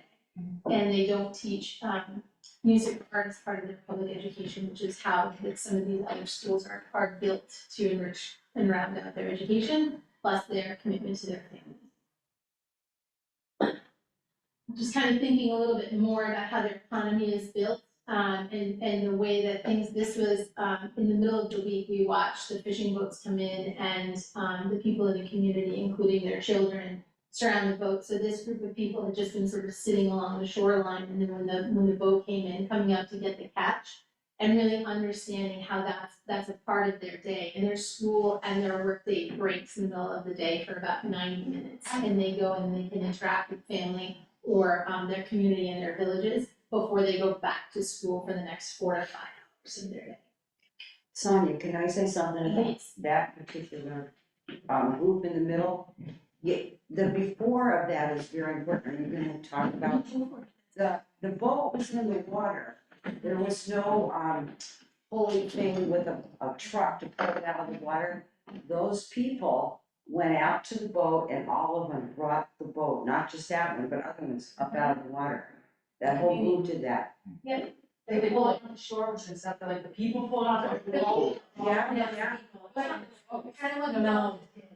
yeah, everyone came running out, it's like everyone just showed up. Yeah. And half of them were women. Yeah. Half of them, they just came up and did it. And they ran out and they just pulled and heaved and everybody ran out to every boat got out of the water. They have a set of mats, they're like this wide, maybe this big across, and they lay them like, 3-foot intervals. But yeah, you see it. You see all the people, so there's a lot of people out there. Yeah, you know, And then it just like rolls over the set of kids, and they run, and the next person goes, and they just do it together as a community. That's a pretty good shot. And that's crazy, So- like June, right, coming together, working together is how. So what you can say there is that this is not a rich country, not to the extent, these are poor people, but they are doing it together. The concept that you're talking about is many hands pulling together, and we can do whatever we have, we will do together. And so you're looking at people, not only they're pulling in, but then they're actually doing marketing right away, because they're doing that fish, and that fish, so they were doing a market right there, and it was a powerful. And they're rich in love. They're rich in love. And what they have nothing, and they give everything. And they're probably the happiest people doing that, right? Yeah. And so this is now on, the northernmost point of the island. And so as we encountered different beaches, there's like 3 or 4 of the boats.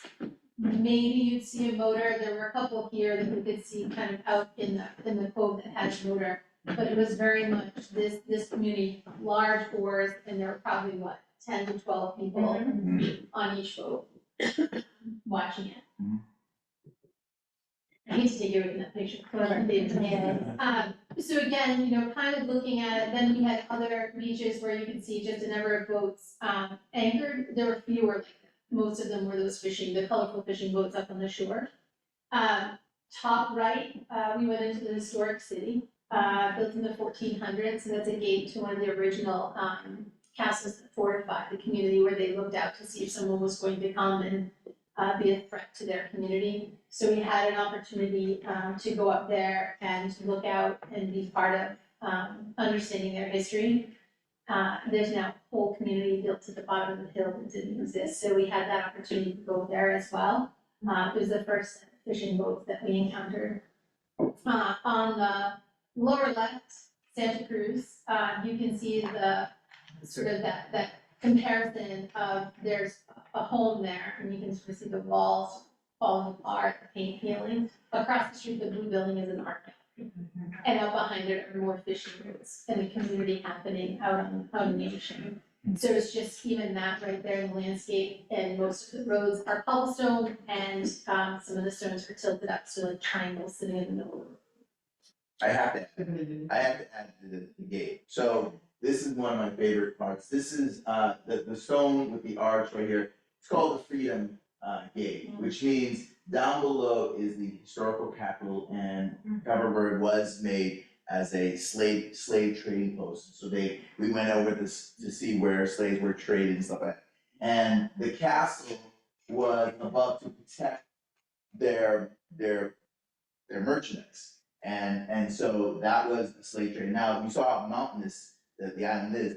If the slaves can break away and go through that gate there, they will head for the mountains. And so that was known as the Freedom Gate. And so that was very, to me, I want to say here, this was a very important gate for the Cape Verdeans there. So.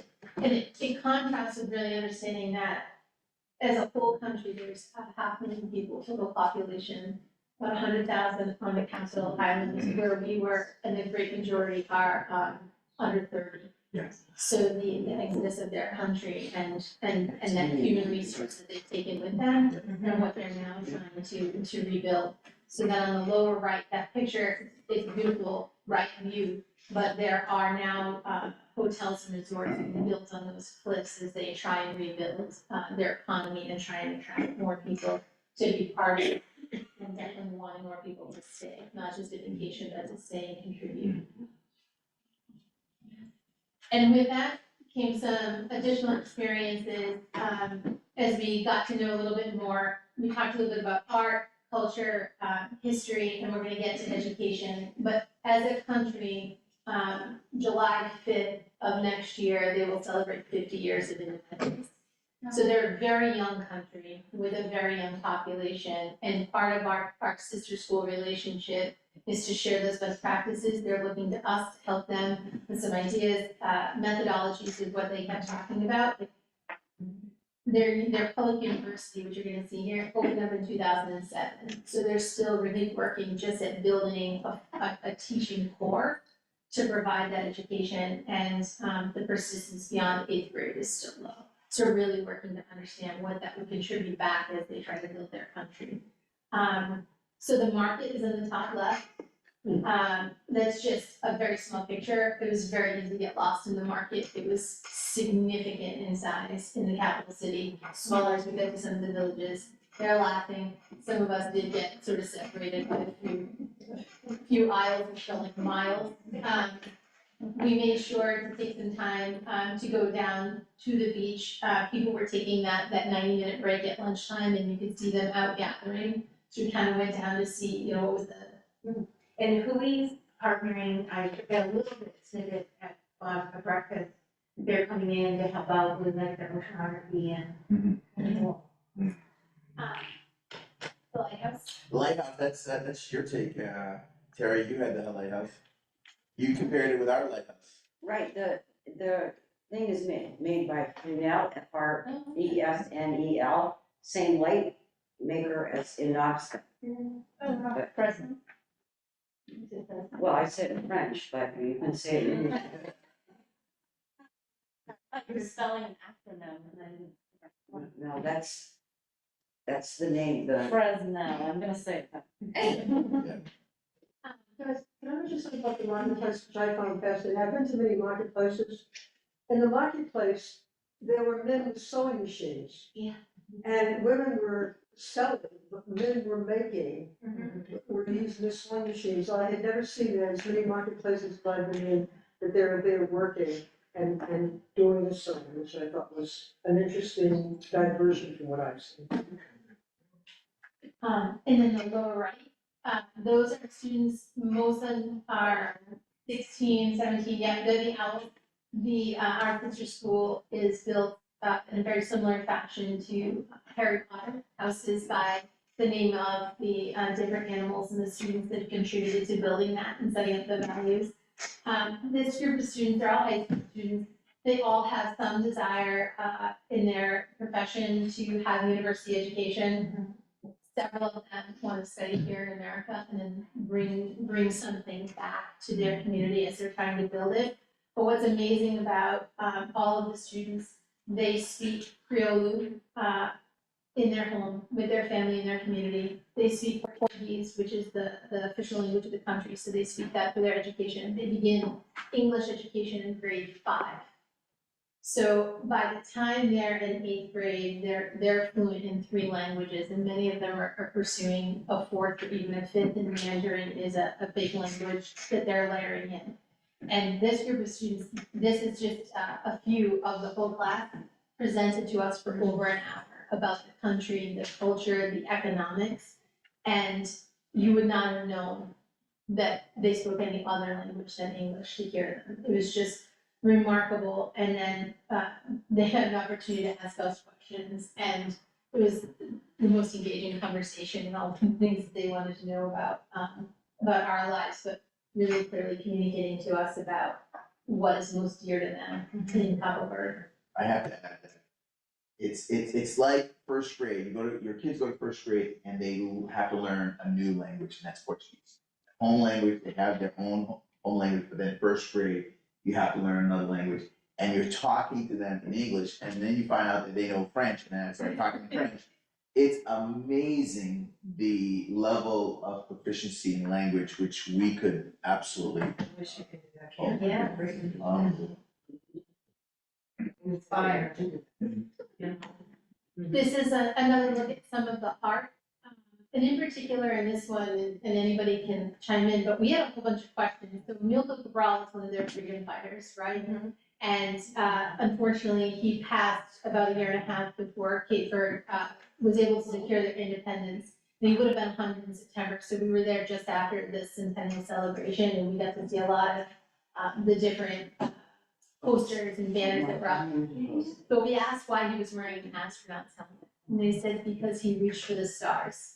There's this idea of vision and going beyond where you are and what you can do. So we saw, after that, after asking the question, we actually saw a number of paintings of important figures that had that kind of white, almost like you're in a dream, space helmet, but that was the idea. They're visionaries, people who are always looking out for their country and doing more.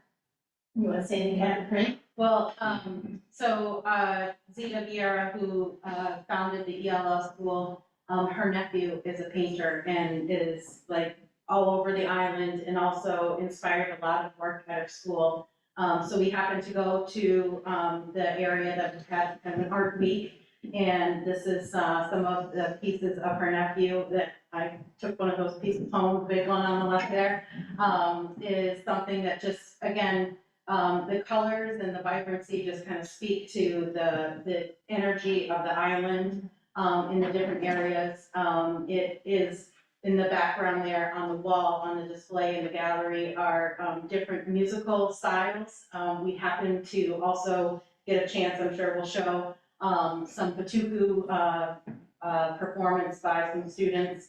So again, it was a really unique experience to be able to travel the island, to connect with Zita, to know that, you know, a connection of a family member also is very prevalent on the island, and see the connection everywhere. So really. Only students, right? What's it? Only videos, only the students. Is there something in place with the sister school where like students could exchange art and like send it? Is that a thing? There's some of the like you said, it's like an impoverished country, like putting it online and we could buy it, yeah, right? Like proceeds for schooling and books, is that like a thing? Or I think we were dreaming, yeah, really trying to figure out, because they have clear needs, but they're careful about how they communicate Right. and how they want to receive, so that kind of, I think at least set the stage for the conversation, but I don't think we got to where, yeah. That'd be wonderful. Don't you think they were reluctant to yell out what they wanted or needed? Yeah, They had to pull it out. It took a lot, yeah. Well, and they're rich, I think, in what they all have and contribute, right? So they don't wanna say like, we need notebooks or we need pencils, because they're rich in what they have and what they contribute to each other. So, yeah, it was very, you know, and that's where we had to be, very respectful in that way, to not come in and say like, oh, we want to give, and them feeling like, you know, we're just trying to fund something that maybe they don't have, when they're like, they don't look at it as a deficit.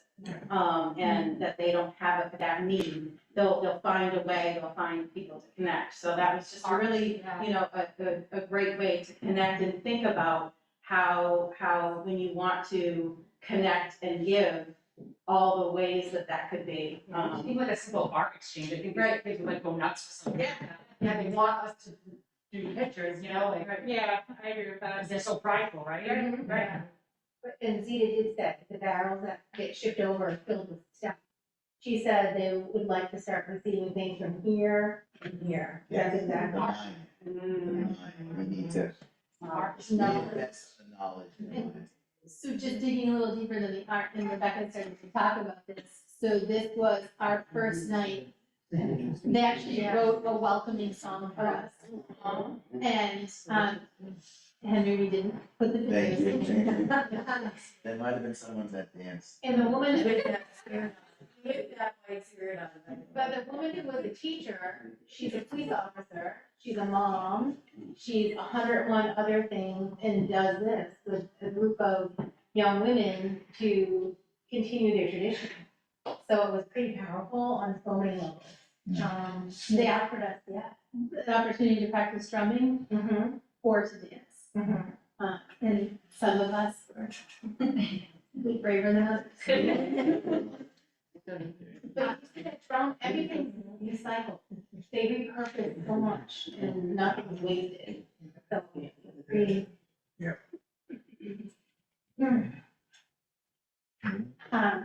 And along with this, right, just the food that they put out, and they wanted to make sure we experienced their culture, which again, going back to the fishing vessels, a lot of seafood. Actually, I think the thing, I'll say I was most surprised by French fries were served with every meal. Yeah. And they're potatoes, rusticos, but that was sort of the, right, the one in the interpretation, yeah. When we do this, if we go to Cape Verde, it's not a one-person situation. The contact we got there was Barbara Virgo, who's in our community, said, you need to go here, we know these people. And the man, the singer there is a cousin to Andrew Barboza, who is the Bridgewater State University director that is helping us in there. So it was like all these worlds colliding to make this night real special. And so he knew who we were from, and we had someone here. It was really really good kind of connection. He was on Zoom. He was on Zoom. He wasn't there. He couldn't go. He would have gone with us, but he couldn't go. He had an alternative stuff, but he was there, so that's good. And people on the street heard. Do you want to hear the music that goes with that picture? Yeah. Oh. I don't know why you can't hear it. Oh, because I don't know.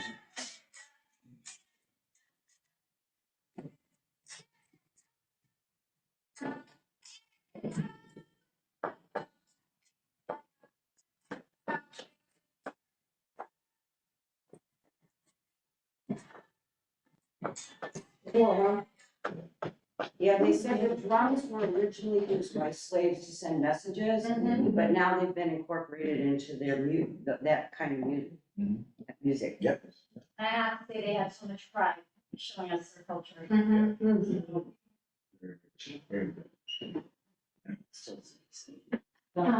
And then we had a chance to go to the Amilcar Cabral Museum. And Amilcar Cabral again is one of their freedom fighters working towards their independence. So you can see Margaret and Terry signing the guest book. We put in a message on behalf of the district, recognizing that part of their history is also understanding the ocean and the systems around them and the connections they're making. We brought some books sort of tying life here on the Cape to life there on the water, and donated them to the docent at the museum. And then we had a chance to see, so the Cape Verdean Studies Institute at Bridgewater is named after Pedro Pierce, who's the former president of Cape Verde, Hubbard. And we actually saw him, he was holding a meeting at the museum, and it was a nice connection.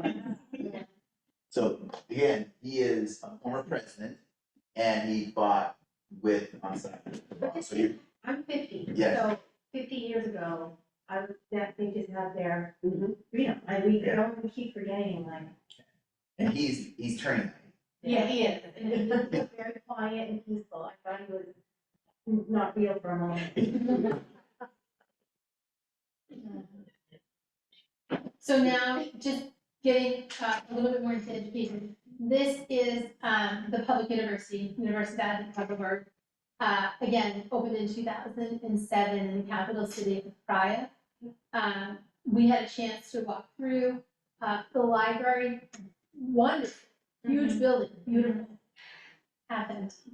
You know, 2 stories of shelves, and then on the shelves that did have books, it could be 5, 6, 10 copies of the same book, as opposed to a library full of resources. And then you can definitely tell that economics and building up their economy is key to them. There was a separate room, right, just for economics, that we had a chance to go into and visit. but just an opportunity to be on the campus. This is where Zita is a full-time professor. She came to Bridgewater to earn her master's in English. She built ELLCV in addition to being a professor. And some of her students are now the teachers there. She does it out of passion and commitment to the next generation. And she does it in volunteering her time, in putting it together. But Never wanted me to say, well, there aren't many books in the library, and you don't use books, right? Well, they don't have computers. no, the kids, So don't worry, I mean, you don't think, oh, well, we can just go on the computer, but they can't. it's like using 10 computers for a full Yeah. campus. They don't have a computer each of their own. Like when I was in high school. Yeah. And the other thing I want to say about Zeta is, obviously, the students who go there pay to go there, and so they sort of, a different, so I mentioned that to her, and she said, in fact, she brings children there who do not have money. She does not take salary, her salary is from the university. The money she makes in the school is going to pay her teachers. She brings kids there who do not have money, she feeds them and educates them in English. Over 400 students, and she has a wait list right now simply because of physical capacity. Yeah. So this is, again, us walking through campus, and you can see, so we learned that I was actually funding from China that paid for a number of the buildings here. And there's some symbols around the campus because they're just contributing to helping to build the nation. And we learned that like different resorts, different buildings, some were built by Germany, some by Angola. And just recognizing that as a young country, they need that level of support to build their infrastructure. And then this is Zita. And Zita, this is, she's talking to us about values. Values come first. What you don't see at the bottom of that ladder is achievement. And everything is built on respect and empathy and that idea of lifting each other up, that junto mo. She spent a long time at dinner explaining that to us. She has her values. When she was here and she learned about I am a Clipper, she went back and created I am a core. And the R for resilience in Clipper carries over as the R for resilience in core. And she showed us the posters around the building. So the upper right, she's got her Fountain Clippers hat on. And she's putting her I am a Clipper sticker on her laptop. And it's reminding us that there was no other sticker there and this was a crucial. But just having that opportunity to build that with her, and she gives with everything that she has, but that smile, you only see that bright.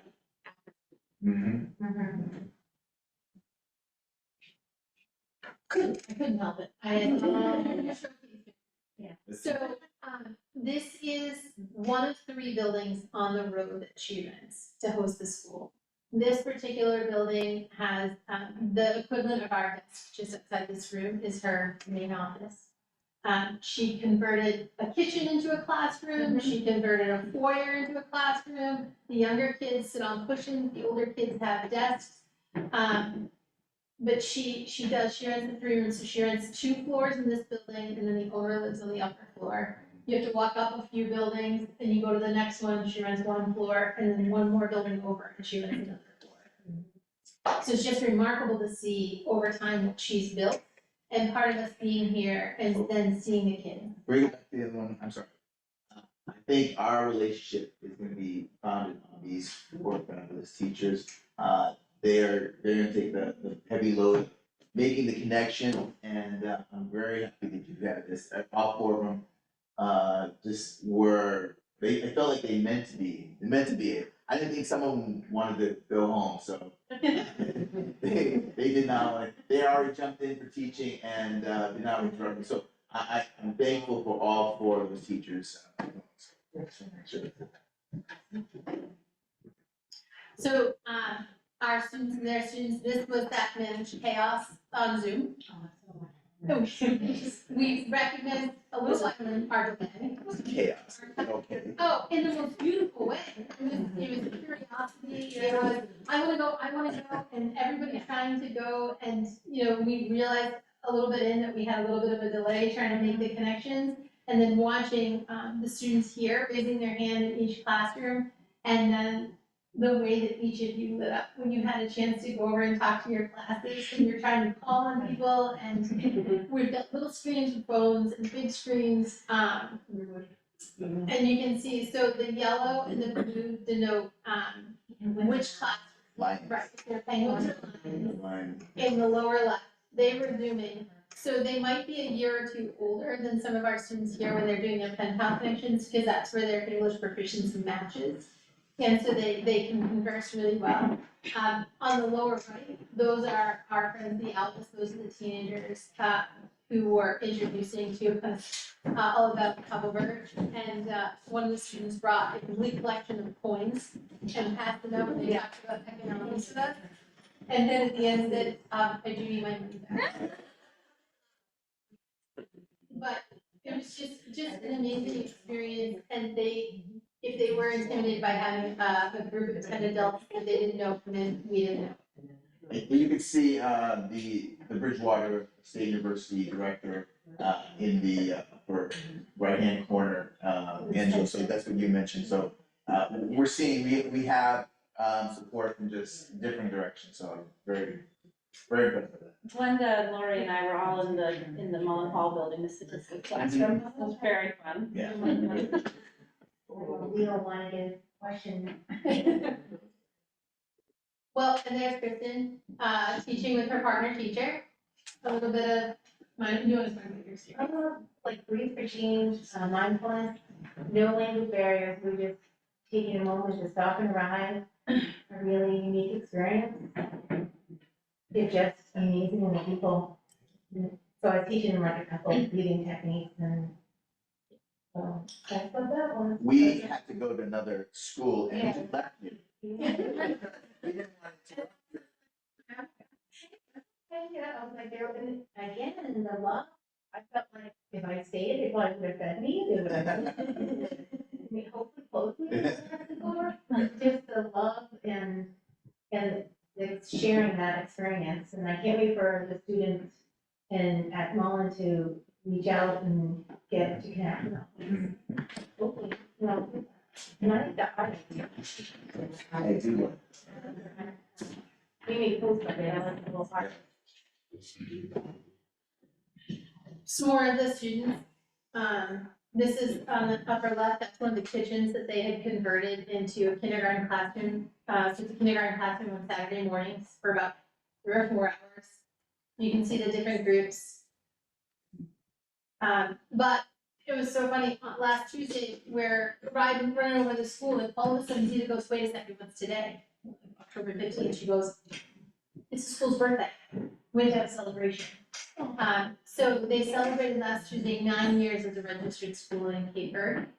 And you can see we had an opportunity to cut the cake and serve juice before the students came in. So it's just an opportunity for us to be part of that experience with her and see, her teachers kind of celebrate and talk about, the things that they've accomplished and where they want to go. But this is the big stuff. So then on Thursday, she found out that she was awarded a loan. So that is the ground of her school. She is actually buying that land, and she shared with us pictures from the architect. She's now at the point where she can actually build a proper school and give up renting the properties in the middle of town. So this is an up and coming neighborhood, about 6 or 7 minutes away from where the school is now. So she made sure to drive us out there, to make sure that we walk the land with her. And the circle, the picture of the circle is she was taking us to the blueprints and sort of saying, this is where it's going to be oriented, this is what's going to happen. And she's anticipating 17 classrooms, which is almost double what she has now. She'll be able to resolve the waiting list. And I think her big range plan is actually become not just an English-focused school, but a school that does the complete education for students in English. So going beyond what she has now.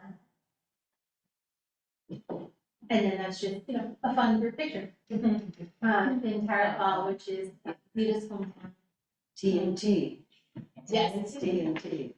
And it's only appropriate for Tara Hall. We just added the month. Terry. Thank you for letting us share.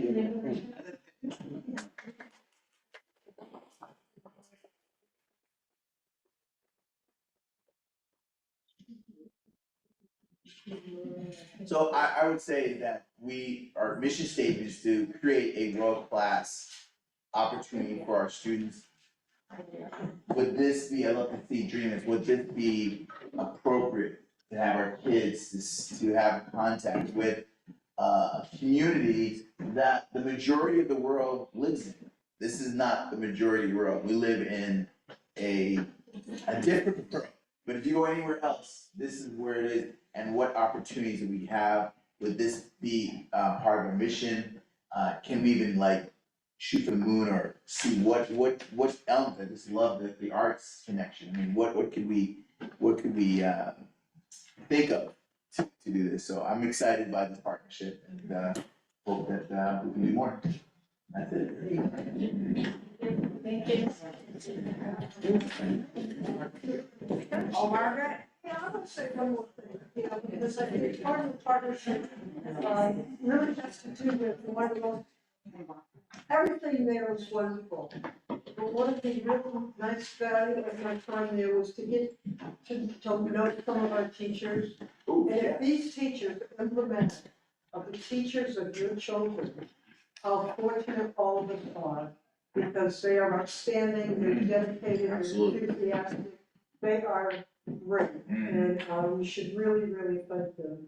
It has been a pleasure to be with them for 5 days, and I can't be more grateful. Thank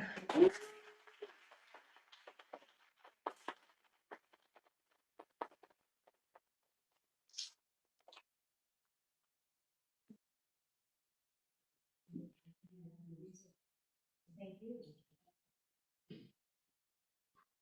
Okay, on that happy note, it's time for policies. Thank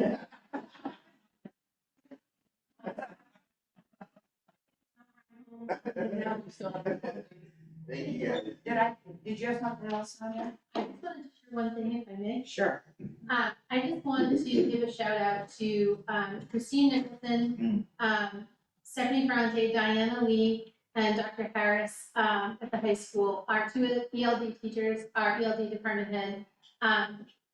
After we went to the tiered focus monitoring and we had several conversations with the Department of Education, they've been following our performance. They invited us and our team of teachers spoke and presented at the Office of Language Acquisition Network meeting a couple weeks ago because they saw significant gains in pursuit of English language proficiency at the high school. And it wasn't something we were pursuing.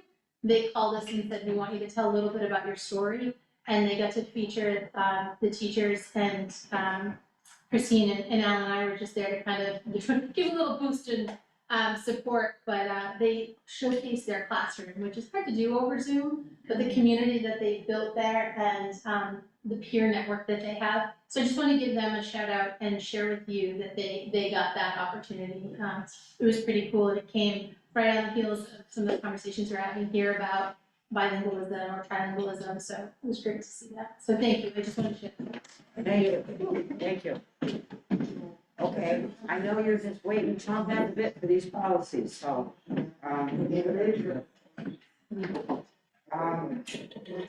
do we want to, are there any questions on, these are, you had at the last meeting for first reads, does anybody have any questions on them?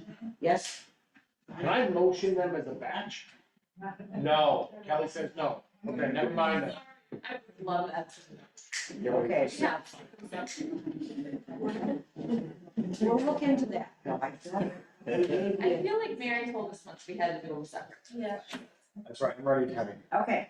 So. Very Like, good you want motion. a motion? I still have a motion, I'm in a second. Motion, right? Yep. Motion EFT as written. Okay, any discussion? Okay, all those in favor? Aye. Opposed or abstaining? Okay. Motion EFT as written. I'll second. Dang it. Take it back, take it back. Any discussion? Any discussion? All All those in favor? Motion EFE as written. Second. Thank you. Any discussion? All those in favor? E. I was waiting for you to say no's or abstain. I messed up last time. That's on me. Yeah, abstain or no's, there weren't any. All right, motion EHAA as written. Second. Any discussion? All those in favor? Any abstain or no's? Okay, Motion EHB as written. Second. any discussion? All those in favor? Abstain or no? Okay, all passed unanimously. Policy Subcommittee, that was lost. Could we just mention, we have reviewed these policies. at our last meeting. I didn't just. No. Yeah. Okay, you better what? Okay, next on the agenda is an update from the building needs representative. Will that be Sue giving the update? Okay, thank you, Sue. At your place is a copy of the notes that were taken at the last meeting, but because of our audience this evening, I'll go through them. The last meeting was on October 9th, and in attendance was myself, Kelly Mish, Nancy Taylor, Bob Antonucci, Mallory Laval, I hope I pronounced that correctly, Stacy Boudreau, Mary Kay Petrucci, Alan Harris, Melissa Hamilton, Sandy Campsitella, Mike Renshaw, Melissa Keefe, and Ryan Hurt, Sandy, Dr. Durer, and Paul Dart are our reference people, the staff reference people. After welcoming and introductions, Dr. Taylor shared a statement with the group for consideration. She suggested an appointment of a chair for the building needs committee, and consider hiring a consultant moving forward for this group, and moving forward now with MSBA application for the Lawrence School. Bob Antonucci was nominated as chair, and he was appointed.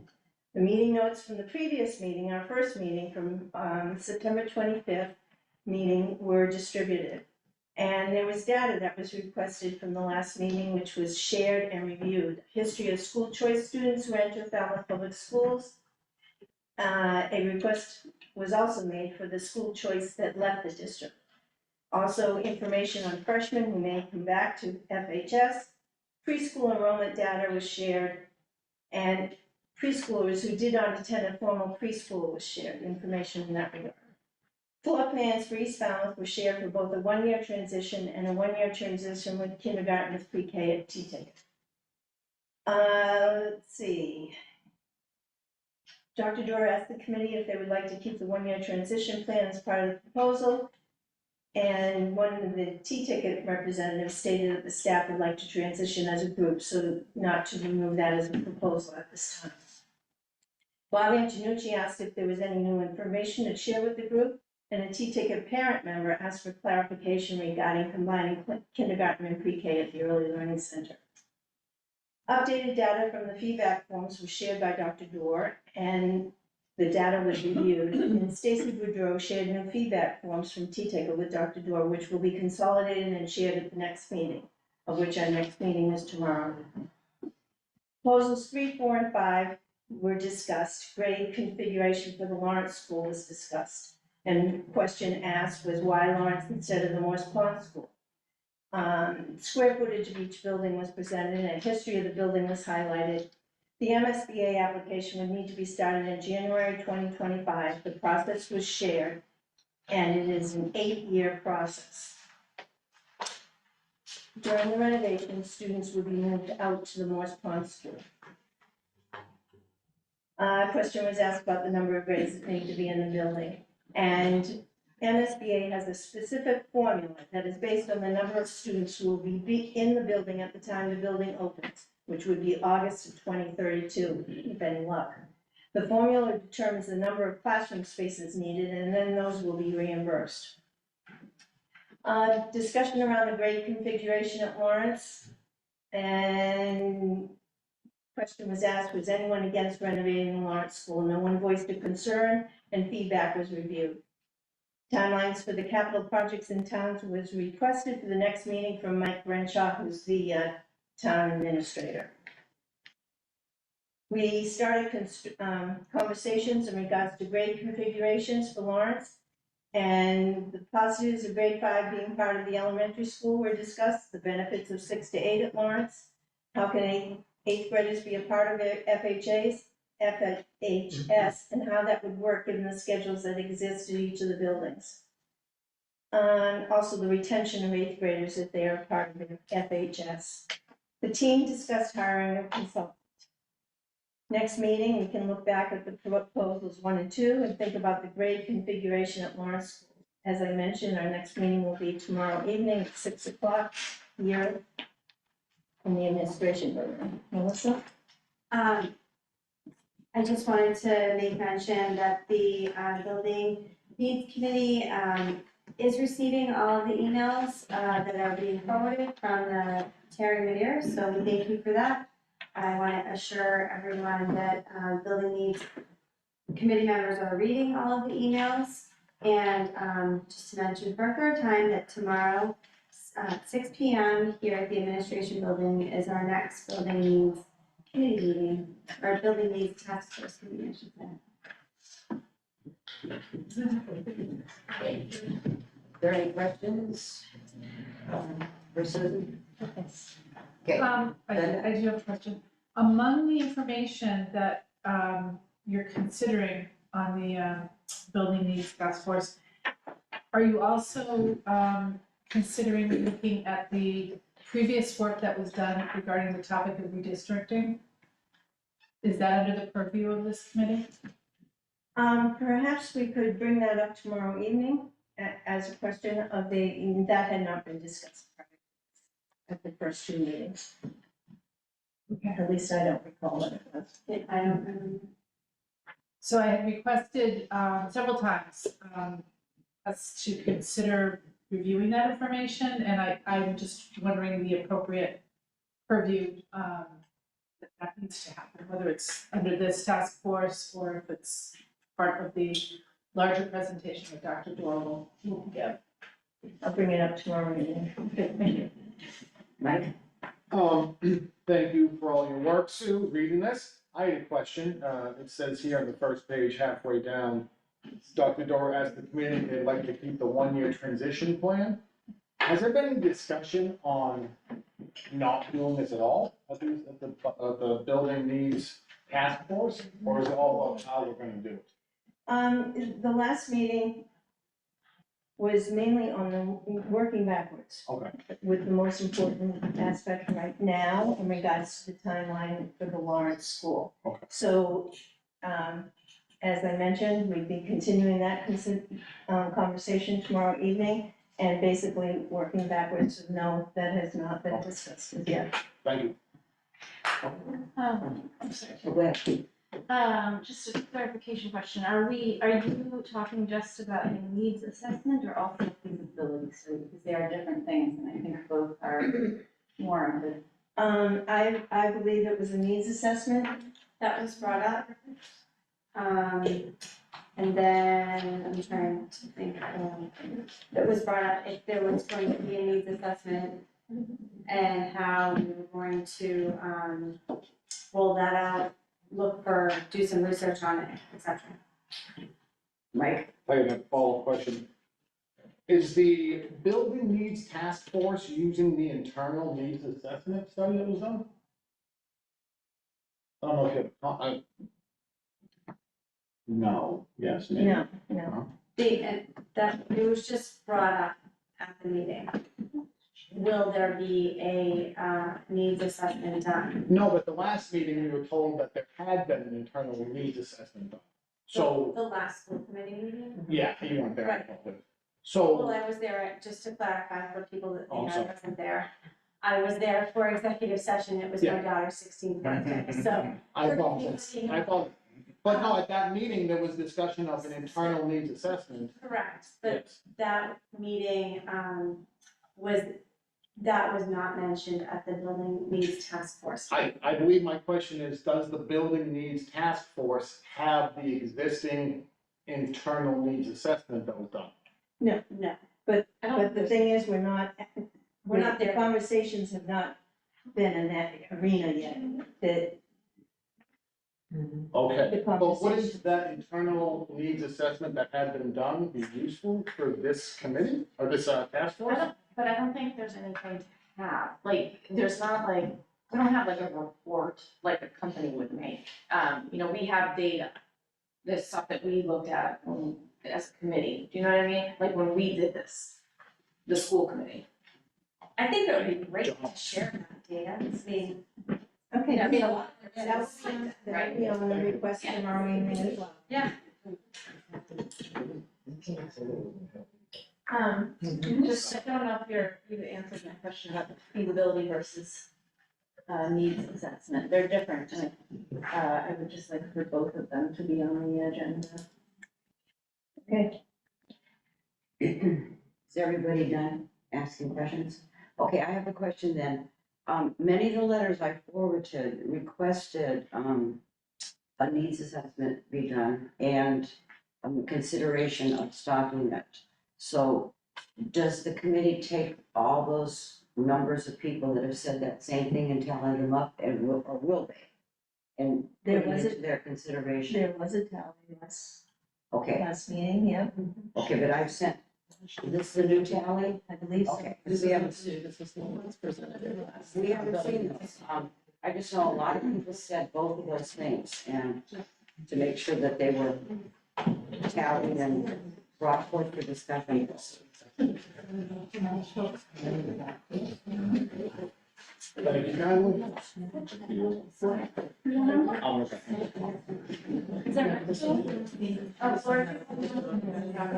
Is there one more? Just one more. We're just.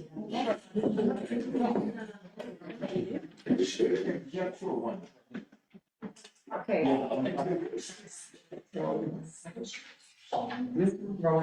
Okay, all right, so thank you, Sue, for your report, and now we will, hear from the superintendent on the same subject.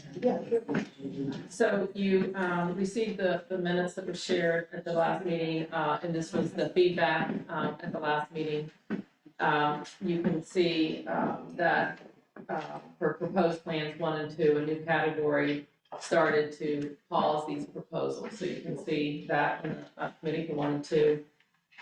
Grade configuration of grades 6, 7, 8 in the middle school and 5th to the elementary is trending for proposed plans 3 and 4, and a large majority by far in agreement with the Lawrence renovation for proposal 5.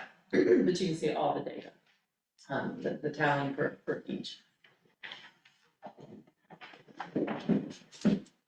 And then there'll be another one of these. So tomorrow, They'll get another we've one. been collecting. And then, because we're out of sync. You're out of We sync meet because right- you okay. meet right before the building needs committee, so tomorrow, I guess there'll be another one.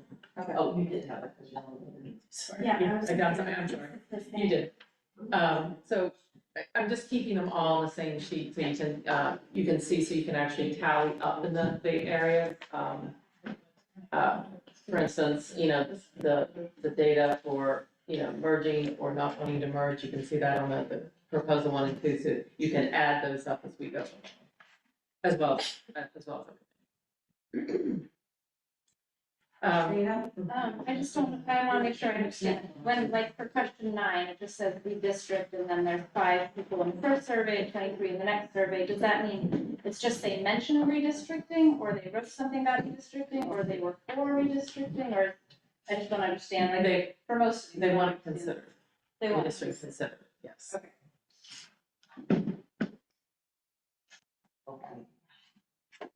Well, I mean, some of them want it to happen, but I'm just saying they want it to be on the consideration. Yeah. Is there a way to share this with the public during the meeting? Because I know that came up in an email that we didn't share it during our meeting last time. There was no way for people to see what we were looking at. I think it would be up to the chair of the building task force, no? Well, it'll be in our minutes. Yeah, Sure, yeah. Like the whole document. Yeah, the whole, whatever, if we have any about it. There used to be a pile of all my stuff. Available. We'll look into it so that you guys can have that in the future. Okay? But you know that you can request to see anything. So, let you know that. Okay, are there any other questions? I'll leave out this one. I'm not as. Okay. All right, you ready? Okay, all right. So, so there were, we brought up, the building needs committee brought up about the, needs assessment. I got recommendations, by both M.A.S.S and M.A.S.S, both recommending the New England, School Development Council, NASDAQ, most people, know them by, local here in, Massachusetts. So, they, I'll just go over.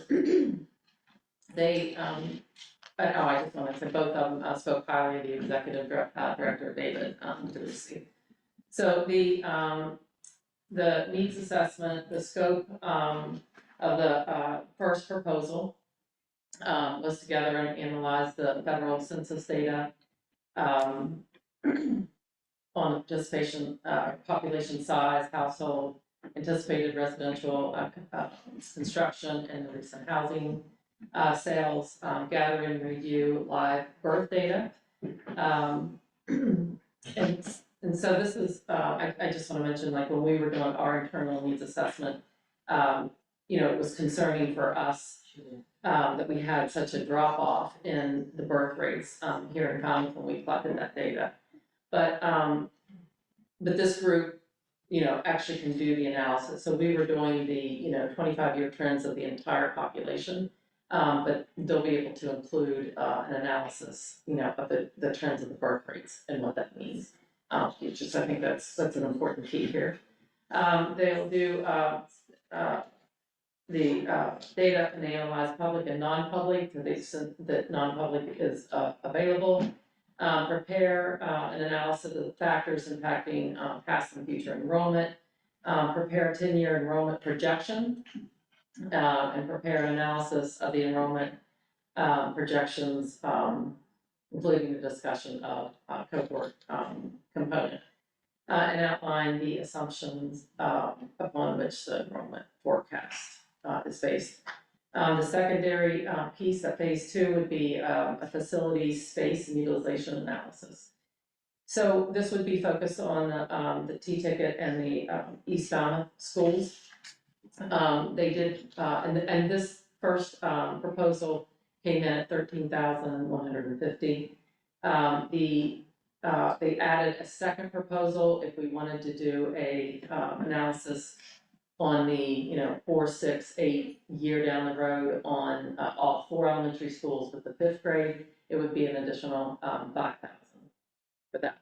The second recommendation is the Collins Center at UMass Boston.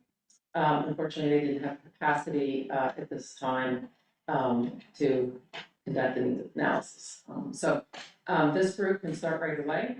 And so I'm going to take this to the Building Needs Committee tomorrow night, let them vote on this. And if so, I can sign it immediately. They said they could have all the results done by early this year.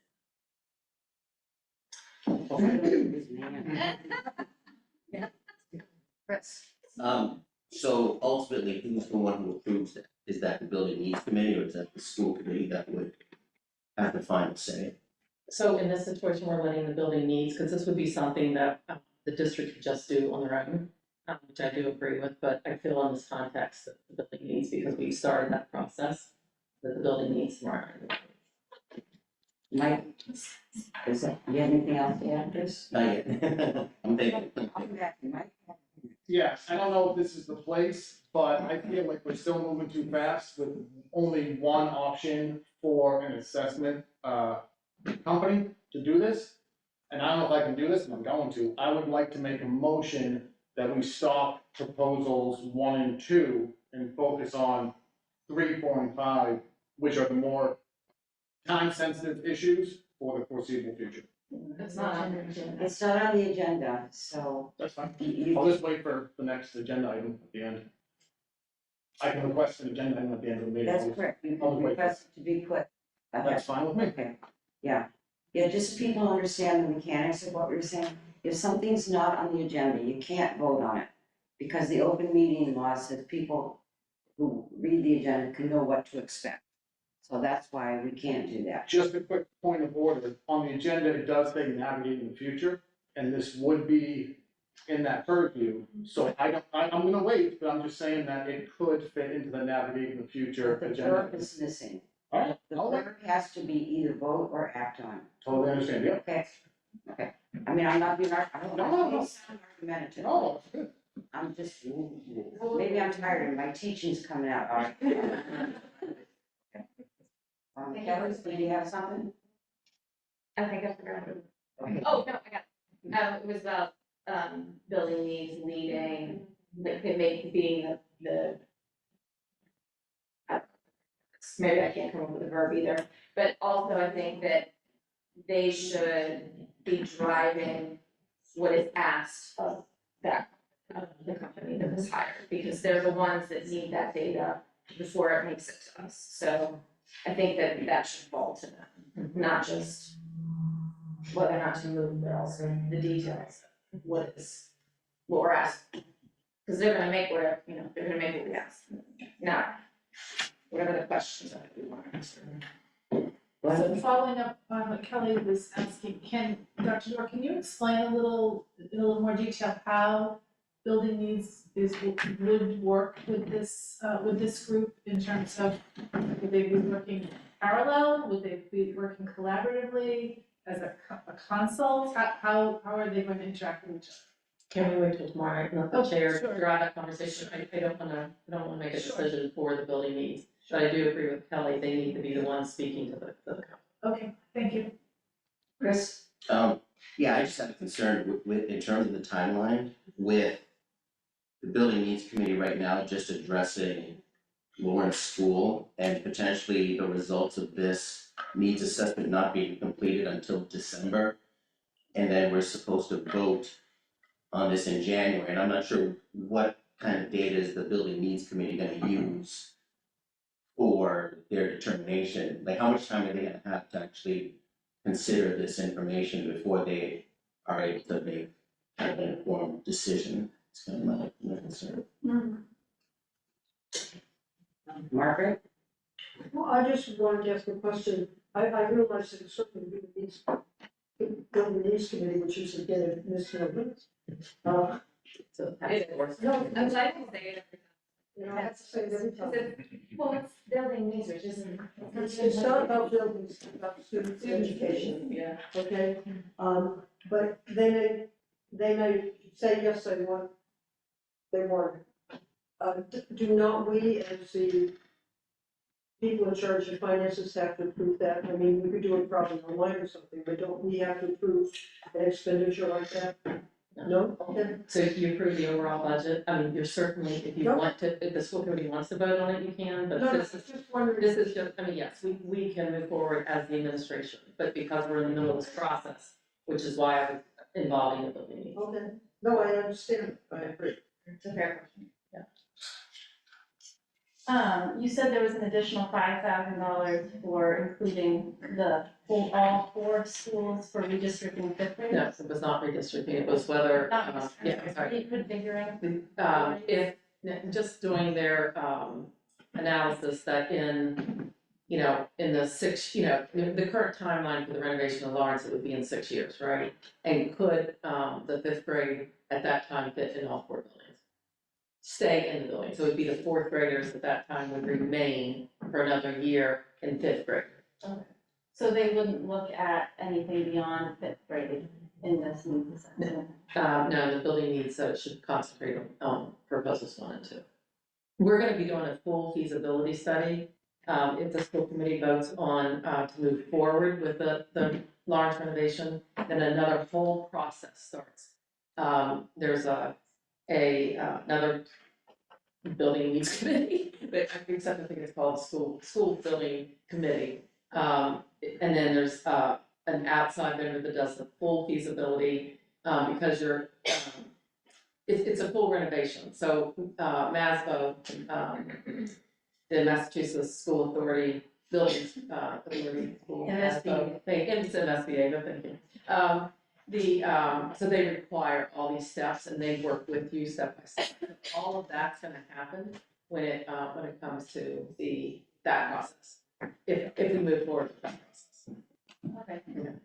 Timeline is a little bit of a juggle when we're thinking about it, because we wouldn't have that information until after voting to do it, but then Lawrence is contingent on whether there's space for all these kids, and then I don't know if our application should go in this year, honestly, for Lawrence. I think it might be better to wait a year myself, because we don't seem to be ready as a community for that, all of the package. Well, But I think what I was trying to ask is the difference between a feasibility study and a needs assessment. So the needs assessment, I think, should take into account the entire proposal, since we are going to be dealing with the entire proposal. I know it's reconfiguring the grades through fifth, but it's also everything else, and it's sort of all hinged together. And then the difference between a feasibility study and a needs assessment, is how much space you need, how much square footage, what the enrollment capacity is. A feasibility study is whether or not you should be proceeding with a facility change at all. They're different, and I don't know if the Building Needs Committee is considering having both, but I feel like the full package, all the information should be on the table. That's my opinion, and I would not feel comfortable voting for anything. So I just want to remind that the proposals are separate. And I know. anything, okay, so I mean, it's not. I know they are separate, but you can't apply. I guess what I'm worried about is I've heard you say you can't apply for this funding unless you can assure them that the building is not going to be empty in 15 years. Lawrence, that, so in that sense, knowing that we're going to reconfigure the grades in this way, knowing that we'll have space to move those younger students around, it all leads into our application for Lawrence. And I don't want our application to be judged unready because we don't have all the information, So I'll just share a little bit I more. do understand there's. Yeah. So just to share a little bit more, and I think that, that Paul, has shared some of this before, but I'll just, try to go over it again. So we tried in the timeline, that 8-year timeline, if we moved ahead with a feasibility study on our own, to try to shorten the time, right, on an 8-year process of renovating Lawrence. Feasibility just for Lawrence. Yeah, but they won't accept it. So the application in January is just to get us in the queue. And all of that has to be done after December of next year, after they say that they've accepted us or not accepted us. And then they guide that process. So we would be paying for a feasibility study now that would not be looked at by the state, and then we would have to do it with them. Yeah. So that's, the application is just to get us considered. I understand that. I remember Bob saying that. I guess what I'm saying, there's a feasibility study for Lawrence. And then what I'm saying is a feasibility study for 1 through 5 proposals, so that we are sure that when I put our application in for Lawrence, we have all the packages in a row, everything is in order, have community support. It's clear to the people who are looking at our application that going forward with renovating the building and having a feasibility study just for Lawrence should be supported, in my view, by a feasibility study and a needs assessment that supports the application so that it looks thorough and good, and there's no question about whether the community is with us and we have support from the town and taxpayer base, Do you know what I'm saying? It's different than what Bob and you are, it's 2 different feasibility studies. Okay, I think we can bring it up with building needs. Okay. Margaret? I just want a point of clarification. I certainly hear your point, and I think it's very valid. However, if we were to get into the queue and we then found out that we didn't want to be there, we could always. So, and to be involved, I'd like to be alive when this finishes. I feel like we'll be alive in 9 years. If we pushed it out by 1, it's not a huge difference. Well, no, what I'm saying is, we don't get in the queue, we don't know. As long as we can always pull it back, I think there's no problem at least getting in the queue, because there's an 8-year process. You don't want to be in the line and then find out that you had to go pee or you're, something, I've stepped out. As a metaphor, like, What's the disadvantage for that? There's no just downside. not being fully ready, that's all I'm saying. It's, why not just wait a year and be fully ready before getting in the queue. It's not a huge difference in the big No, picture. I hear you, but you can always step out of the line. I've stepped out of many lines. Yeah. So if we And I know say- you can reapply every year, if you get rejected, I get that. Well, we can, but also because of the number of applications they receive every year, we're not guaranteed, you know, they're gonna look at all the applications and they can't take everyone. So we may not even get the first year. I mean, Paul has shared over that it could be, we have to apply again and again, and it just pushes that whole process down the road. So, I mean, you know, I really don't think it hurts getting our application in, and at any time we can pull if there are different decisions made. You know, it's really, the renovation is such a separate process. Such as, I don't know if it is though, because you told me, I'm sorry, I just keep talking, but I just wanna make sure I understand. Because I've heard that they're separate, but I've also heard that we need to demonstrate that we have the enrollment and the capacity for that building to be renovated, and all of the preceding four parts are. We're not allowed to do that ahead of time. We have to do that with them after they've accepted us. Like, all that process happens after, we have to do it after, and we're gonna pay to have it done after.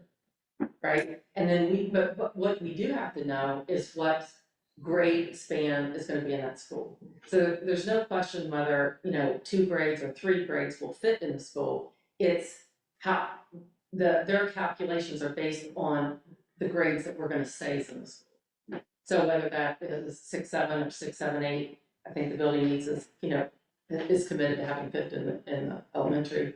So, that piece, which is why we're trying to get community involvement about what grade levels we want in that. And then that'll move forward, they'll go on that, based on the number of students. They're just all put together. Yeah, I mean, I do hear you, you know, it can be confusing, but, you know, if it's favorable to move forward with the renovation, we should just get along, you know, we have no idea how long it's gonna take. That's better. Mike? Thank you. I have 2 questions. The first is a clarifying question. If, like Margaret had said, we pull our application, do we join the queue in the same place, or do we have to reapply? No, you have to reapply and start over. Okay, then my second question, I don't know how the application process works, but, and Katrina, correct me if I'm wrong, but piggyback on you a little bit here. If they have 2 applications for 2 schools, do they look at all into community input? Like, if you were on the deciding committee and you have, you know, town X in Falmouth, and they were to research these 2 towns, currently, it would appear that there is a large portion of our town against parts of this plan. And would that affect the application in any way? You know what I'm saying? Like, are they just looking at the application, or are they looking at external factors as well? They're gonna look at the application for a renovation. They don't, yeah, so it's not the whole, it's just, that application is only for the renovation of Lawrence. Yes, but the application includes, like Katrina had said, how many grades and students and longevity of the building. So if we don't have buy-in from the full community, then I think that might be an issue to get to that, where the classroom's gonna be, the grade sizes for that application. So it does kind of all tie together, because at some point in time, we're gonna have to move students to make it work. I'm sure Paul, if I may, I'm sure Paul can give us more of the intricacies of what the state requires. But my experience in the past in regards to all the renovations we've done in the building, that none of the community. Nothing like that happens. Nothing like That that makes me fearful to see it, but The thing where the community would kick in is when town meeting would have to appropriate the funds, and that's when we go forward from there. That, and it'd have to be on a ballot, in May, not this May, but yes. in the time. When it gets approved. When it gets approved, and then it would have to go on the ballot. And that would be the community input, yes or no.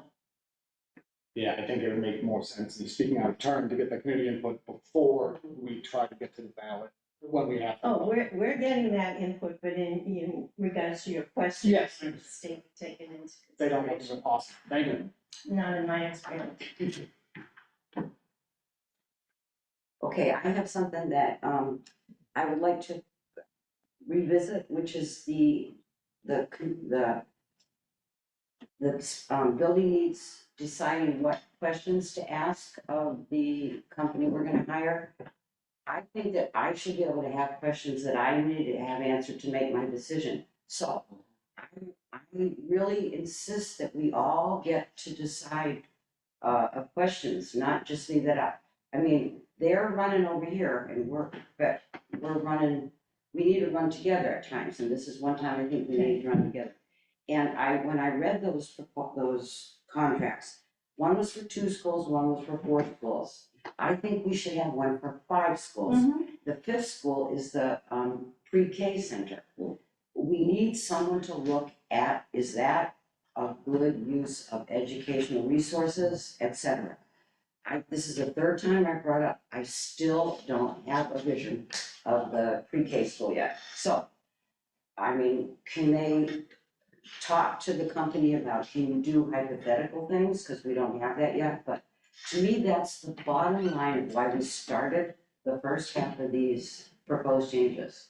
And it still is too fuzzy, so, anyway, that's what this building needs. All right, I'm bringing that up. And I do believe that that was included when they said the 2 schools, the purposes of it. So they were doing that with them. But not by the grade levels that were in these contracts, I looked at them, there wasn't a pre-K. We'll clarify it. Okay? Can I ask? Sure. Me? Sure, me? I don't remember as first, she's nearer to me. I was just gonna say that those additional questions that committee members have that they would like for the company to be addressing, I think everyone should be looking in on those. So if you wanna jot them down, and I'll consolidate a list and send them onto building meetings. Cause I agree with you, Terry, like I think we need to ask for what those pieces of data points are, but since the building needs is the one that's actually on the hook for like sorting all that out, I feel like it would be our job to feed them all of our questions and then they sort out the mess and deal with the company. So that, we shouldn't, But we make the decision, so I think we should have a real say in the questions too. Yeah, so I agree with you. Anyway, Just need help. yes, Chris. Oh, no, sorry. This is just kind of getting back to some of the information that the Building Needs Committee is looking for. I know that one of the things that you would ask for is floor plans for East Falmouth were shared for both 1-year transition and 1-year transition K, pre-K, T-ticket. I'd also wonder or hope that the configurations of the buildings are being looked at, because the layout of East Falmouth is significantly different than the layout of T-ticket. And I would like either the consulting group or the Building Needs Committee to take into consideration the unique configurations of those buildings, not just the square footage, but in terms of the capacity for either a pre-K or an elementary school with doubling the size. So I think it's more than just square footage. So that's just another question that I had in this whole process. Chris? Yeah, one question I would have is, how is this outside firm going to collect their data? Is it all just based off of what they could find on the internet? Are they gonna interact with the community? How are they actually collecting this data? And yeah, and what I guess that data, what is that data going to be? And I mean, I'm almost thinking we should consider everything that's on the table, even if it's looking at every elementary school and seeing if there's space for pre-K at every school. Like, if we're going this deep, that we consider everything. I mean, ultimately, I would like to see the town involved with this. If we're talking about housing projects and, giving up space to the town, I wanna know from the town, okay, what space do you need? Why do you need it? What do you plan to use it for? So I feel like it should be a collaboration between the school district being a department of the town. I feel like it ultimately should be a collaboration between the town and the school to make this decision, because it affects the whole community. Can we give you enough to take back to the DNC? Yeah, that's fine. Oh, but there's two of us, Carrie. Okay, is there any other discussion on? I Do you take tend to, public comment on this at all? Or? you know, yeah, I'm sorry, it's the. I understand. Okay. No. Did you have anything other? I did. Okay. I just wanted to mention that Tom Bushy, Carmela Mayeski, and Chris Brothers worked with Hui, the Director of Community Engagement, Colin Reed. They put together a fantastic presentation for Lawrence students, featuring 2 engineers, one current engineer from Hui, and a former engineer. The current engineer, Molly Kern, she's, excuse me, she helps design and create underwater robots. She's talked about her work, research, and her travels, and about how, working on a ship for a long time, she actually helped create the robots that we're testing and investigating underwater. She piloted the first autonomous robot, the Mesobot, for Hui, and they were exploring the ocean twilight zone, which I think a lot of us have read that, so it was exciting. But the other person was what was an engineer, but is currently a astronaut, and Laura O'Hara. And so mimicking a lot about how the amount of time that she has spent in space, she was in for 204 days. And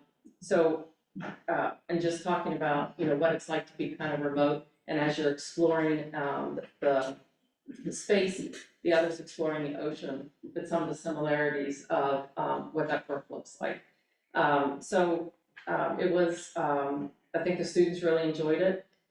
There were 20 FA students that were able to join the Lawrence students for the presentation, and the kids just had lots and lots of questions. They just ran out of time and all. So it was good to see how engaged the students were and participate in this. And I'm gonna just go back to our partnerships that we have created over time with so many of the Woods Hole and Greater Falmouth community. But this opportunity came to us because of our partnership with Hui. So just a shout out for those at Hui, and certainly our internal people that continue to work for opportunities for our students. Is that all? I know I tend to rush people. I'm sorry, I'm done. Okay. No, we are very fortunate with that partnership. We have gained so much over the last couple of years. Okay, routine business, which is the minutes. Anybody want to make a motion to approve the minutes? Okay, a second? I'll second Chris for once. Okay. Is there any discussion?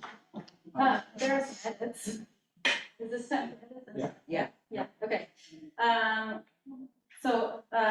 Top thing, Melissa Keefe, secretary, says absent, but it doesn't mention when you left, which was after the executive, so I don't know if you need to say, you do need to say when people leave meetings, so at 6:30 or whatever. I was never at the. There are 2 separate meetings. So. That would be in the executive. Yeah. Oh, all right, okay, sorry. On the second page, 3/4 of the way down, under Paul Kirk, it says feasibly study instead of feasibility study. Not you. Do you see that? No, Sharon. Oh, Sharon. yes, okay, all right. Do you want me to send these to you instead of doing them? We can't. Okay, we can't. Yeah. All right, my name is spelled Niven instead of Nevin on the third page, under Terry's motion for policy ACR.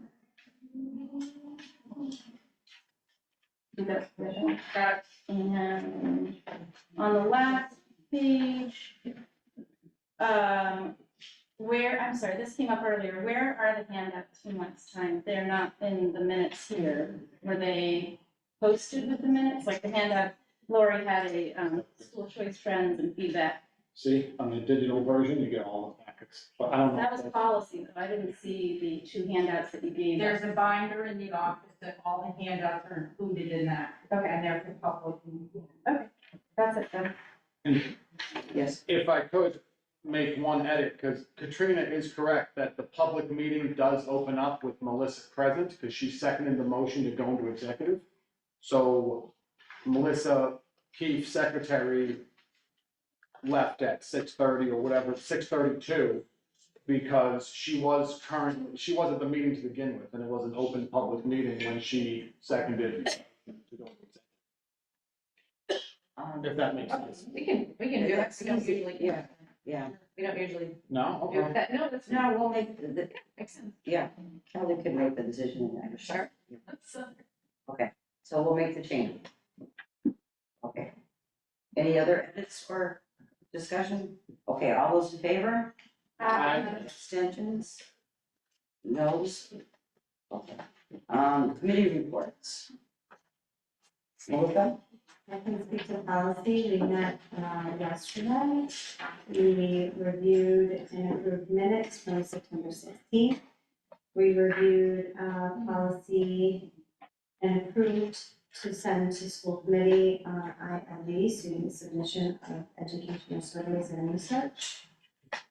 We reviewed policies based on M.A.S.S, M.A.S.S recommendations, combining some policies together. We reviewed new language for having a physician and a nurse practitioner signature with homebound instruction. And we discussed the policies that we discussed during the meeting to go to the school committee for first reading. Thank you, Melissa. Any other committee reports?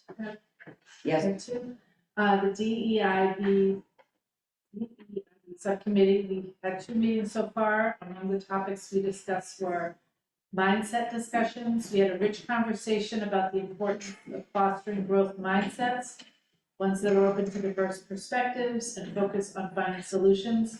In contrast, fixed mindsets can create division within a community. Our goal is to cultivate shared values that promote growth and adaptability. The second discussion was student involvement. We discussed the inclusion of a student advisory members in our next meeting. Amplifying student voices is central to our equity work, and it's critical that they have a seat at the table. And the third discussion point was the equity audit and district goals. Henry presented the district goals based on the equity audit. The advisory explored how to move forward with these goals, including key topics such as timelines, responsibilities, measurable outcomes, and multi-year plans. The other subcommittee report was the LPAC. We held our first board meeting yesterday. Committee members discussed ways to make more community connections with our schools and also plan LPAC district events for the next school year.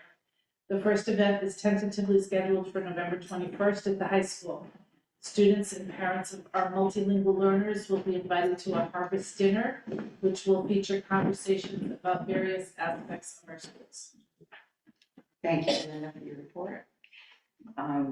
The collaborative is negotiating with a person to become the new chairman, but since that negotiation hasn't completed, I won't say it, but it's imminent, okay?